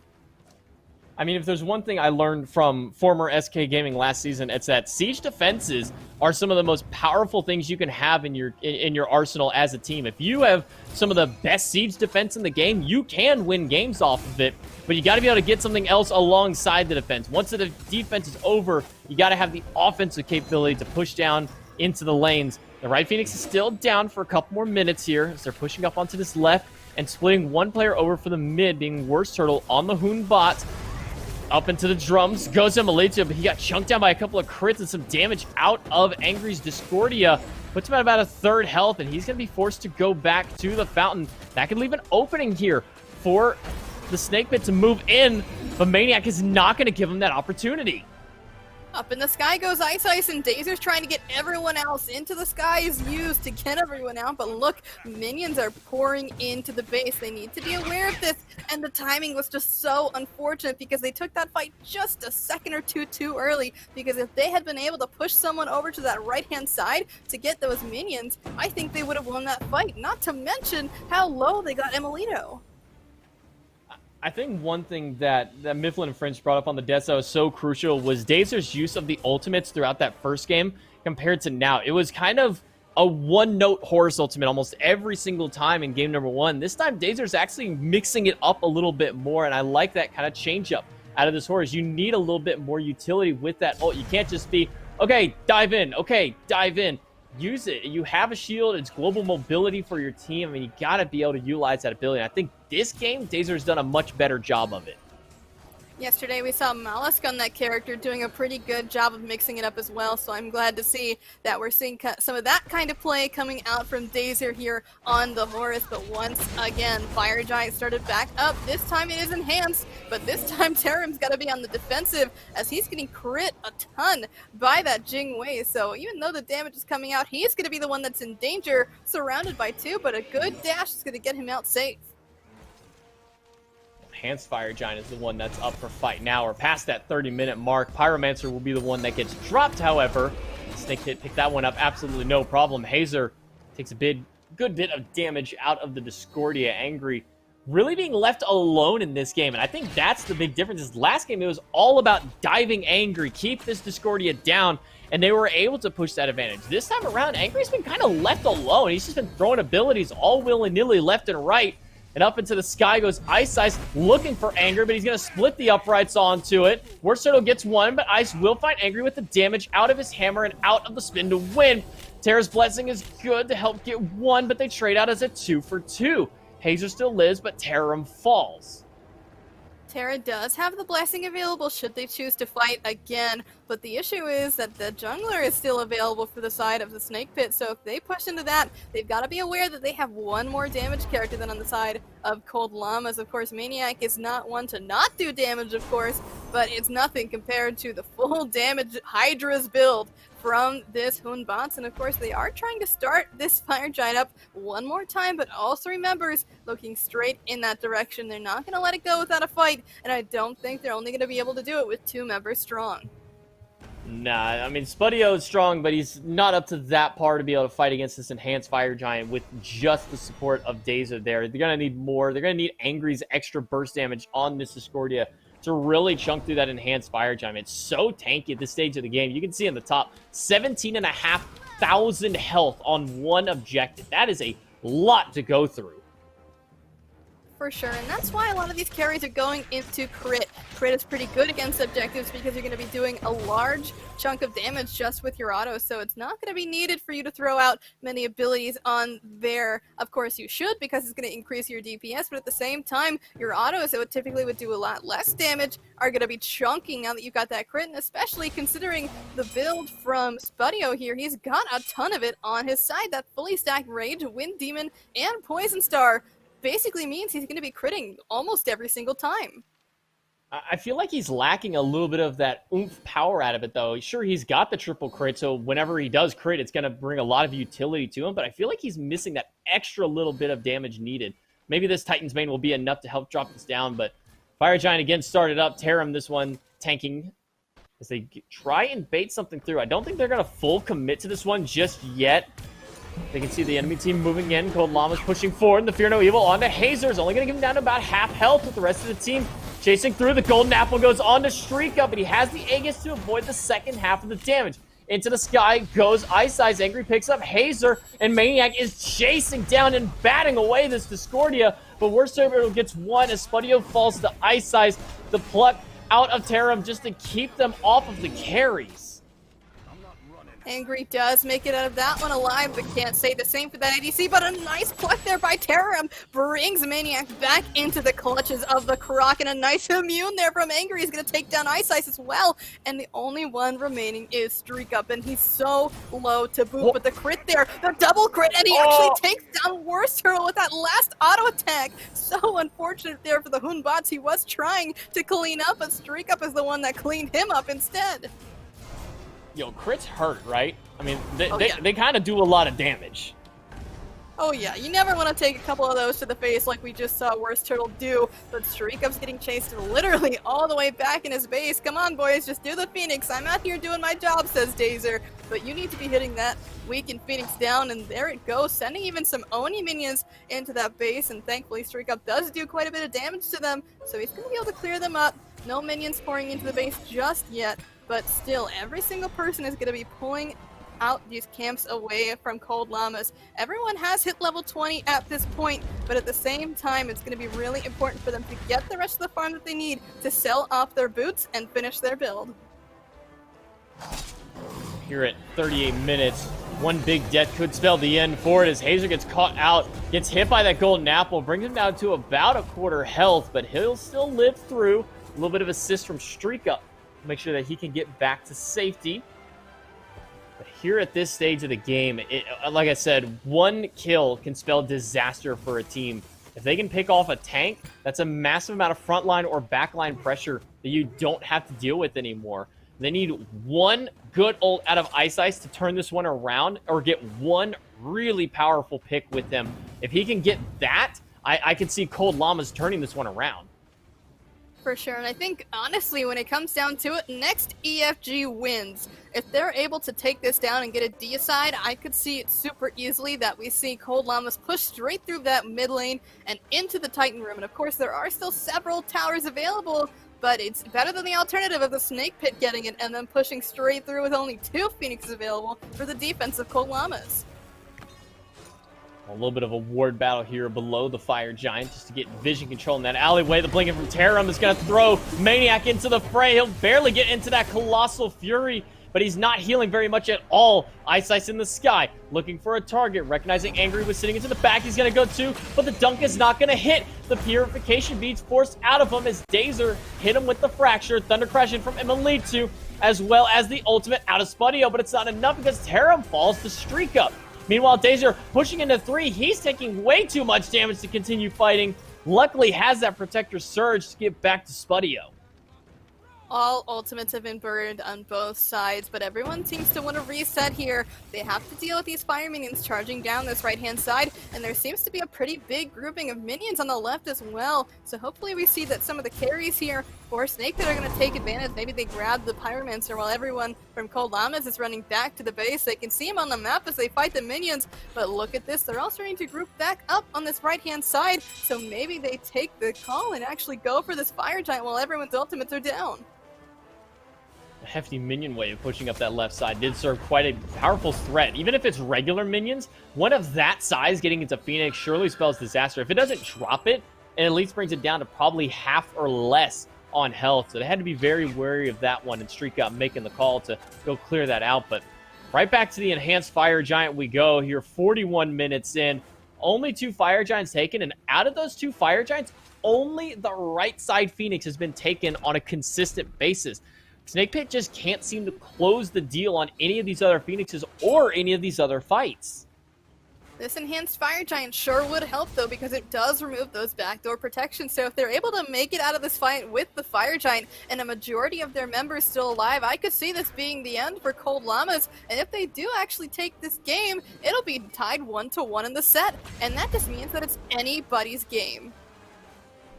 Snake Pit, like we said earlier, they're the ones who sent Cold Llamas in, but no. look at the cheeky play. Dazer trying to send some in towards the Titan. 3 dunk down in. No one's there. Titan down to a quarter health. iceice dunks in, but he's too far off the mark to hit. Stun and double tap don't connect. And the Titan will fall. Snake Pit, bring it back here and take game number 2. Lermy, we're going to our 3rd game of this best of 3. That was an insane ending to that game. I was not anticipating that one bit. Was that all you guys had to do? You could have done that 10 minutes ago, but instead we spent 10 minutes going back and forth between that Fire Giant. But even still, what a game from the Snake Pit. I mean, Fire Giant just seemed to be all a bait for them at that point, but we're going to kick it back over to the desk. Finch and Mifflin, what went down for that game? Well, kind of like Lermy said there, a lot of back and forth around the Fire Giant that might not have been entirely necessary. I do think she kind of hit the nail on the head there with that one. It's Finch and Mifflin still here on the desk, as J-Max said. We are gearing up for a game number 3, and that was one where Snake Pit, I think, probably could have put that game to bed a bit sooner. That felt like a little bit of extra hesitation to me. They were giving a lot of credit to iceice Baby for his ultimates, and I don't even think that was a particularly great Thor game from him. I don't know. What did you see in that one, Mifflin? Did you see that same hesitancy? I really did see a little bit of hesitance. It might be due to the fact that they're already in the loser side bracket. They don't want to lose out on this spot. They are actually competing for money. You know, they don't want to throw away a win when they're already guaranteed for it. So you might as well play a little bit slower around the Fire Giant. You might as well cross your T's and dot your I's, as Aggro is so known to say. That said, Angry has the best game he's had the entire week. He's essentially allowed to free cast in every single team fight. WorstTurttle did exactly what he's been doing all week, which is popping off, finding huge multi-man ultimates in the backline. And finally, I love to talk about it, we see some diversity in the usage of the Horror Souls. Now he's using it to relocate his team. They use it to get the Phoenixes. They use it to get early Gold Furies. That's the type of two-trick play that you need to see. And it works out for them. Repositioning the entire team, who knew? Pretty good. Yeah, it turns out it's strong, and you started that by talking about the great day that Angry's having. It's been a great week for him. He's just been playing well. I really don't think you get to this point unless your mid-jungle combination is on point, and it really has been for Angry and WorstTurtle. And now we have that question answered, that even if you ban away the Merlin, top pick Raijin, clearly he can still play that Discordia at a pretty comfortable level as well there, Mifflin. So the answers to Angry and to WorstTurtle start to seem fewer and far between. So we are now into the picks and bans for game number 3. And those of you that are joining us getting ready for the SPL, don't worry, that'll still be starting here not too long. So we'll finish this game out here with the circuit playoffs and get right into the SPL as well. So don't worry, you're not going to miss any of that action. So far, though, these bans are going the same way they have all along. Mifflin joked about maybe we could just put up those ones we've seen before. Well, it looks like that's not too far off. The Emoji Afro, and then I assume the Merlin. That's been what Cold Llamas has done. And then the Jormungandr Uller and the Kuzenbo have been their unchanging bans on the side of Snake Pit as well. Well, give it a second. We don't see the Kuzenbo. Never mind. I take it back. Yeah, we should just run the old clip. If it's not broke, don't fix it. But Cold Llamas see that in Game 1, they had a slight shift in focus towards the early game. In Game 2, a slight pickup change means that they even out towards the mid-game with a Terra pickup. Cold Llamas perform a lot better when they get early game pressure, so you might as well pick it. I like this Horus pickup first. It gives them the global pressure. They don't have to worry about it from Snake Pit. Fantastic. It's a good pick just in general because Horus is going to fit into any single comp that you take. He really doesn't need a team to play around him. He's going to bring everyone with him wherever he goes. On the other side, Jingwei getting picked up first and Terra. I think we might have a different Game 3 going forward. That's safety in the duo lane, and it's going to deter that Hunbots pick. Yeah, all of a sudden, who wants Raijin after all, it seems like, right? It's been that Raijin the first spot, that the Sobek Horus from Snake Pit at the response. Suddenly those gods have dropped tremendously in value. Why pick Raijin when you could have Scylla and everything that she brings to the table, as we've covered numerous times before? It is so many different varied things that Scylla brings to the table, a lot of them. The Hou-Yi will be paired right alongside to give him a little bit more AoE. And then there's the Discordia above the Raijin here yet again. Why not? If you're Snake Pit, Angry played it great last game, go right back to it. Raijin available, Discordia available. What are we going to do? We take Scylla. If you've been keeping up with esports, you know since day one I've been a Scylla hater, but Baskin Smite literally turned me into a Scylla truther. The disengage potential with the ultimate is fantastic. The self-peel, incredibly high. The inherent penetration in her kit means that those who are looking to dive her are going to have a much harder time, and you can really itemize towards it. Scylla's one of the few guys that really gets value out of Obsidian Shard, so I am a fan of this pick. Am I a fan in so much so that I'd say pick it over Raijin or Discordia? Probably not, but Cold Llamas know something we don't.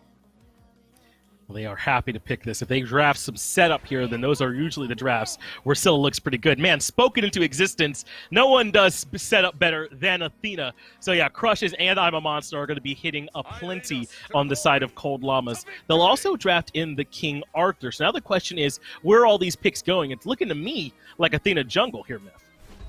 Athena jungle, Horus support, King Arthur in the soul lane. Leave Arthur in an island. You really don't need to help him out, especially considering he's probably going to be laning against a Terra. He's just going to be able to clear waves. There's probably not a ton of kill potential there for either team. So you shift your focus over to the long lane, but we'll see.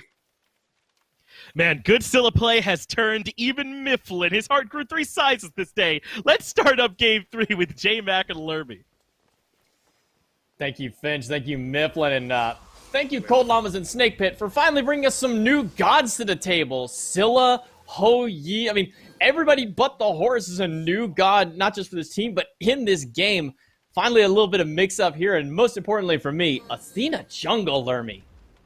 We haven't seen that kind of pick for a long, long time, but check out what's happening here. We've got the Terra in the solo blocking off that wave. That used to be a strategy a lot in the duo lane when Terra was popular last, and so I'm glad to see that coming out once again to help her out in this early game because, as we talked about last game, Terra, not the best at the early game clear, but I want to go back to this Athena like you said, and actually, yesterday, I got to cast another game with Dulcin, and there was a Guardian in the jungle being played by Layers, but last time it was actually Ares, and I think Ares honestly is a better jungler than Athena, even though, you don't typically think that Ares has got the clear.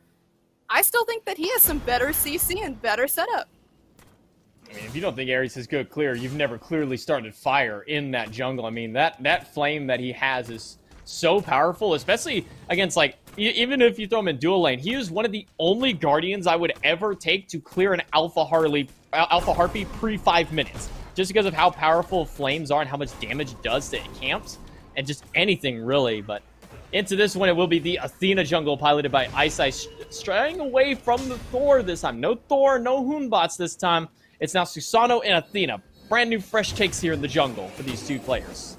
I'm glad to see iceice on something else. As we mentioned before, he did not have the best of games on Thor. His ultimate just did not really hit the standard of what we'd like to see in this SCC final. So in terms of that kind of gameplay, we needed to see a little bit better. And so hopefully as Athena, it seems to be a pocket pick for iceice, could be a little bit better. And so I'm hoping to see that he is playing more the engager versus the secondary engagement.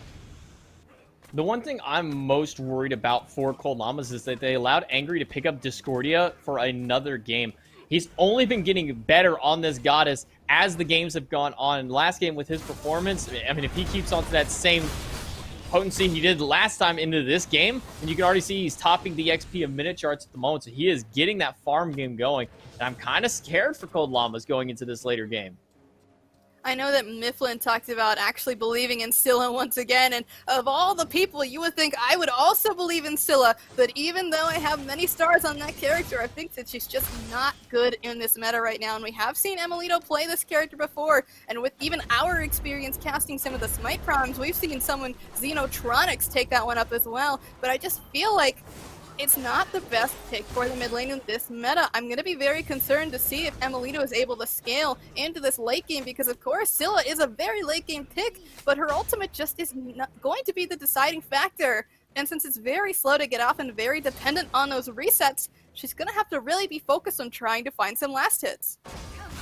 The I'm a Monster is a real game-changing ultimate, more than really almost any other god in the game. I would say one of the only real other hard-turning abilities would be Kali getting a passive reset and getting all of her health back. That's about the extent of what I would call a complete game-changing turnaround for them, but he has a lot of setup for this one. He has King Arthur's Excalibur's Wrath at the end of it that he can drop off, get that I'm a Monster. There's always the taunt from iceice, a Blink Fracture out of Hayzer. I mean, there's a lot of potential setup for emilitoo to hit these ultimates. I don't expect him to be whiffing many of them anytime soon. You would sure hope so, but the issue is, even though he has a lot of setup, he's going to be very dependent on for the damage and the secure, and the issue is if someone jumps on him in the backline and even silences him out, he's not going to be able to do a lot of the damage that he needs to do. There's a lot of control here on the side of the Snake Pit, which it might be able to handle emilitoo on this Scylla. So we'll have to see if Terrorem can actually get to that backline, or even WorstTurttle. But up in the sky goes Terrorem, just doing some poking with that Excalibur's Wrath. That's typically what you see Arthurs do. And of course, this solo lane is not for Terrorem to win, especially when he's on that Terra. This is more so for him to stall out and be another great Guardian pick for the late game. This is, for early game purposes, a keep King Arthur here pick more than anything else. It's I don't expect you to win. I don't expect you to go even. I expect you just to live over anything else into that solo lane. But when the late game comes through, we saw how powerful it was on Hayzer in these last two matchups. I mean, You get a Blink Terror's Blessing, and somebody who can proc that damage off very quickly afterward. Speaking of damage, they're going to go up another Excalibur's Wrath out of maniaK, this time on the WorstTurttle, who's trying to find an outing here, and he will manage to squeak by to the tier 2 tower. Now iceice and maniaK caught out here as the golden apple hits on the one. Blink over the wall from Ice will get him out of there. No ult expended out of emilitoo, but everyone able to get out. That was so incredibly close for WorstTurttle. If he didn't get that tornado out of there, he was definitely stuck. And the fact that Terra was able to get the ultimate off was just incredible. The fact that that got popped by the Arthur ultimate at the same time was the only thing that kept the Susanoo alive at that point. So excellent job there by Terra, peeling out his jungler and actually even getting his own blue buff thanks to the two of them. Yeah, the big thing in that was getting that ultimate off right before the Excalibur's Wrath. If he didn't land that ultimate onto WorstTurttle, give him that extra bit of heal during the Excalibur's Wrath, surely WorstTurttle falls in that instance. But that very clutch and quick timing out of the solo laner will save WorstTurtle's life in that engagement and allows everyone to get out safely.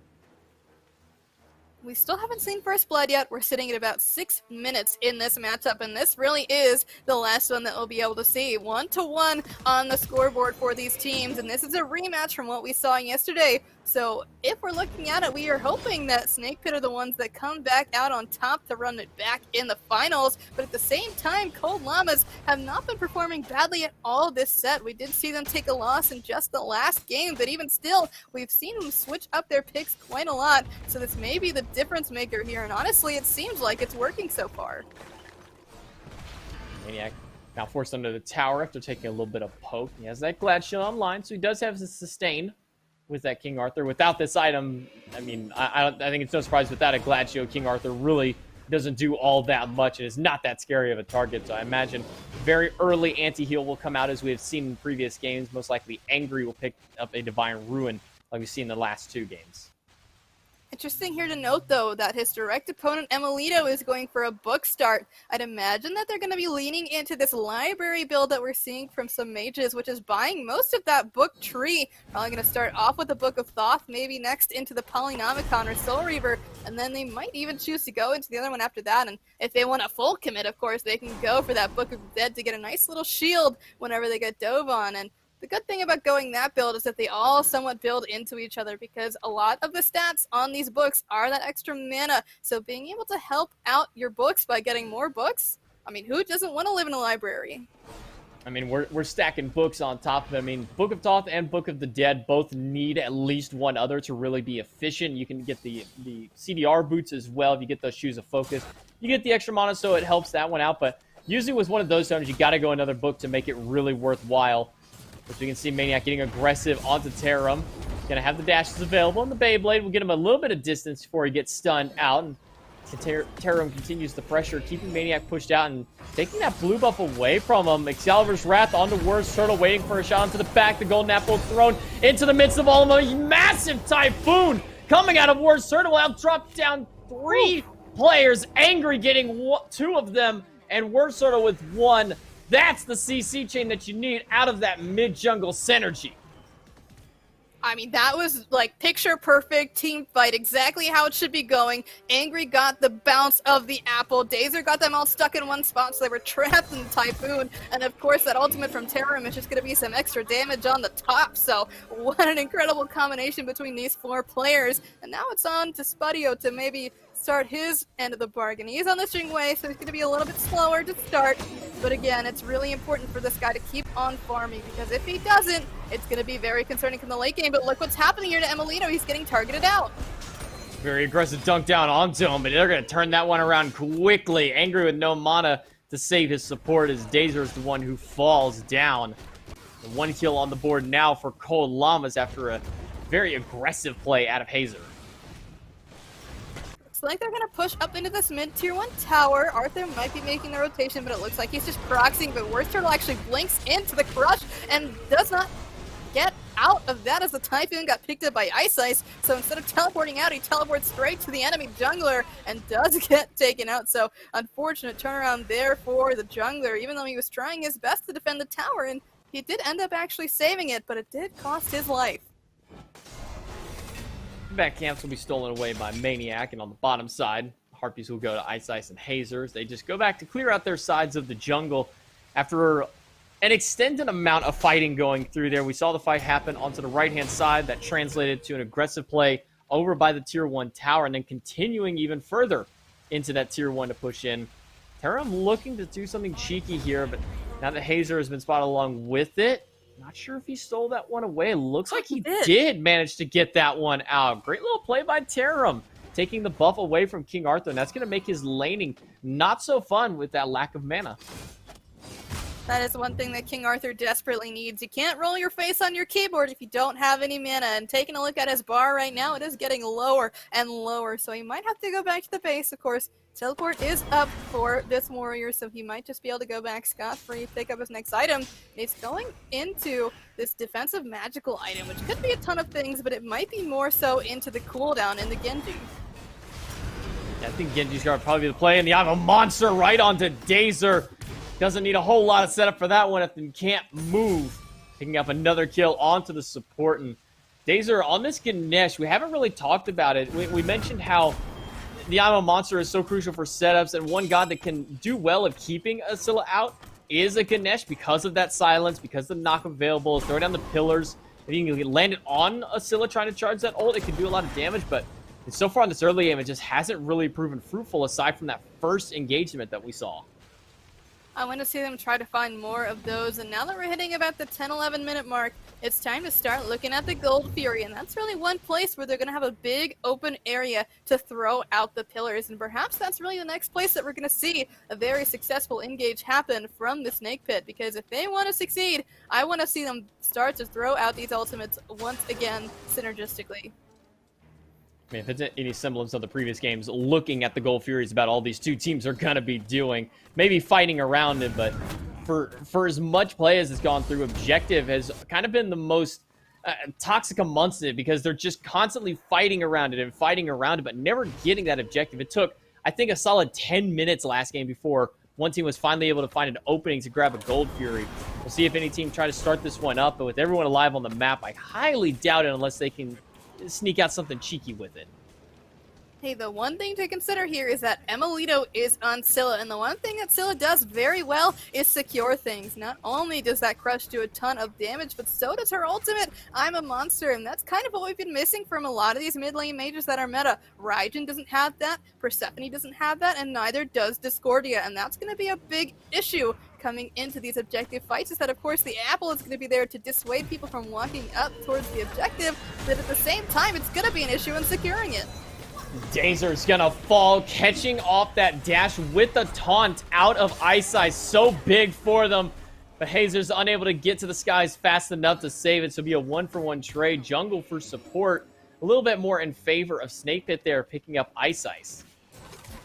Agree with you there. It's very important to keep iceice at bay. He is playing this Athena, and actually he's going into a very interesting build. It's going to be very different from the Ares jungle build that we saw yesterday, but at the same time he's building sort of into the staff of Mirrodin, and the one thing I want to note about that is that when you have that ultimate available and you use it, you're going to be able to have a second cooldown come up basically for free after you use your next ability. So think about it this way: how risky is it for you to get caught out by just one Athena taunt?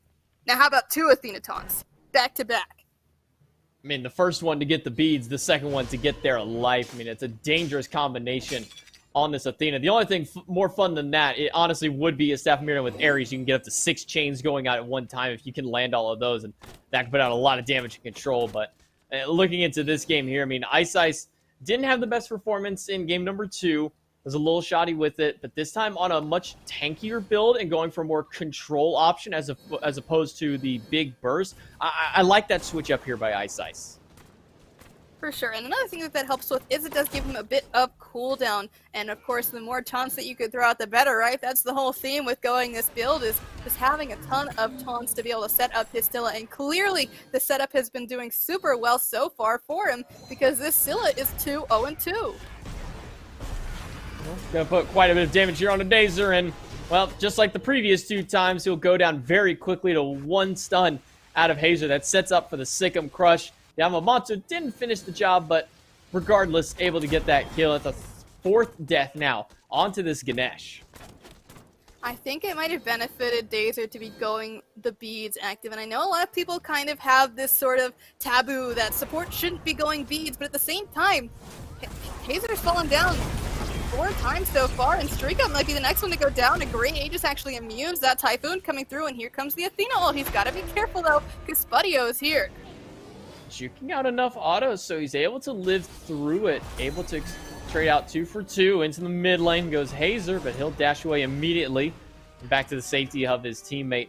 Great juke boots online for StreakUp. Not just keeps him alive, but also prevents anything further out of Spudio and WorstTurttle. Got both of their ultimates out of that fight. So great heads-up play by him, but he did have to expend his Aegis amulet earlier on. Back to what I was saying though about the beads, it is really dangerous for this Ganesh because he has been the focus of every single engagement, it seems like, from Cold Llamas, and there's a good reason for it. Ganesh doesn't have any CC immunity. He has pretty strong peel, but the issue is if he can't get up that silence to defend himself in time, he just gets stuck, and that's why I think going that beads would have at least saved him once or twice, and he's right now the reason that there's a big issue here for the Snake Pit, is that he keeps getting picked and getting the Scylla bigger and bigger. But I think despite the amount of picks that have happened onto Dazer, the lead hasn't significantly jumped in Cold Llama's favor. In fact, at least as far as gold-wise, it's in favor of Snake Pit. Experience looks like it's also still in Snake Pit. So despite 4 deaths on this Ganesh, he's only a level down right now to Hayzer, and the experience and gold both in favor of Snake Pit. I'm not too upset about this, honestly. Yeah, of course, it is better for the support to fall than anyone else, but at the same time, you don't want to continue to be giving kills up to the same people over and over again. Now that he has hit that level 12 mark, I am interested to see what his next relic will be, so whenever he returns back to base, keep an eye out for that, because he might either go something defensive or actually be going straight into the beads. I think, again, what comes off of these multiple deaths on a Dazer is Cold Llamas aren't getting anything else after it as they blink it onto WorstTurttle. That's a target that they want to grab through. Dash in from iceice. Is going to get the taunt, but not before he gets hit up by the Typhoon. Now iceice in the middle of Spudio and Hayzer looking for a location to drop out, and he will be able to get iceice out of danger. But that's out of the blink and the ult expended out of the Horus. Meanwhile, only WorstTurttle used his in that last one. We have got the rotation from the solo laners at last, but it looks like Gold Fury is not the call here. They're both going to return to their little slap fight over in the solo lane. And actually, if we take a look at those towers, we talked about how Terra doesn't really win this matchup, but look at the damage on the tower. That tower for King Arthur is basically about to fall down. Look, are you about to bring back the win lane lose game curse here? It has to be at this point, right? Ooh. Okay. If we look at that play from maniaKK, it might just be true. I mean, to be fair, he's going to be able to stack that one up very quickly again. He is a King Arthur after all, so not too worried about expending an unnecessary ultimate anyways in the midst of all of that. That is going to allow for some setup over here at the Gold Fury. You know, they can continue pushing through. They got 3 players kind of hovering around it on the side of Snake Pit and going in on the WorstTurttle. That'll be a big pick that Cold Llamas need. Keeping that jungler out, it's a massive form of CC that they've wiped off the table. That's been showing you that Cold Llamas has been paying attention. They know that they took away the bees in the last engagement from the Susano, and they were able to pick him off right away, but jumped in here for the steal. Apple's coming through. Spudio is getting super low, but is able to get away and hide with Angry in the back, and Hayzer is going to be the one that's getting attacked by Dazer. But a nice root there from emilitoo to get him out, and the Crush is just going to keep them zoned away.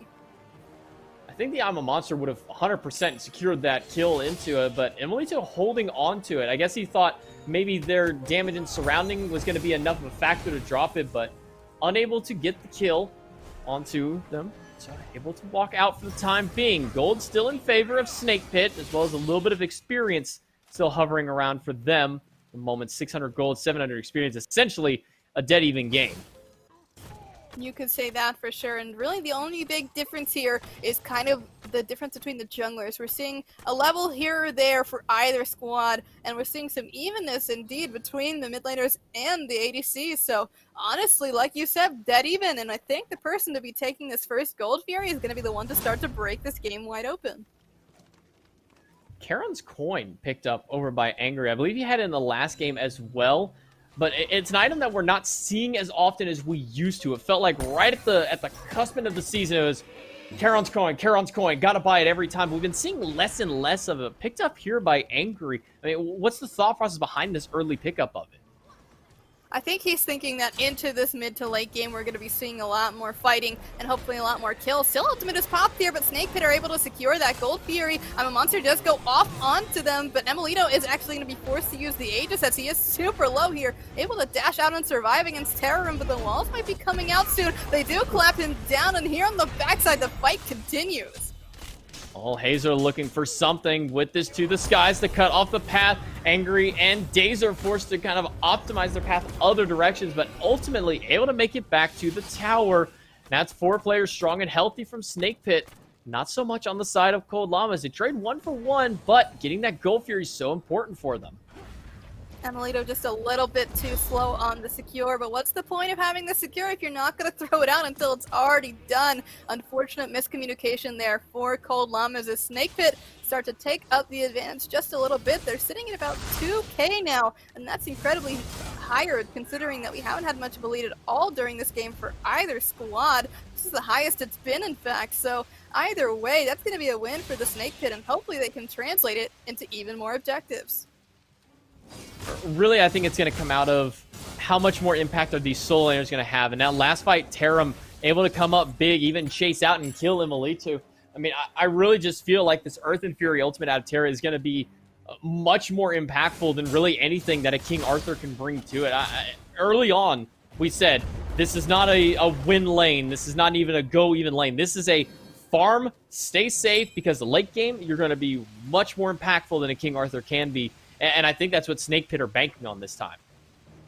It certainly has been seeming that way, as Terrorem is going to be providing not only sustain, but a lot of damage as well, because this Terra is in the solo lane this time. She's going to be able to build more of a hybrid style build, which is exactly what we're seeing. We're seeing the power boots coming out for her, and the Soul Reaver. So that ultimate, when it goes off, is going to chunk.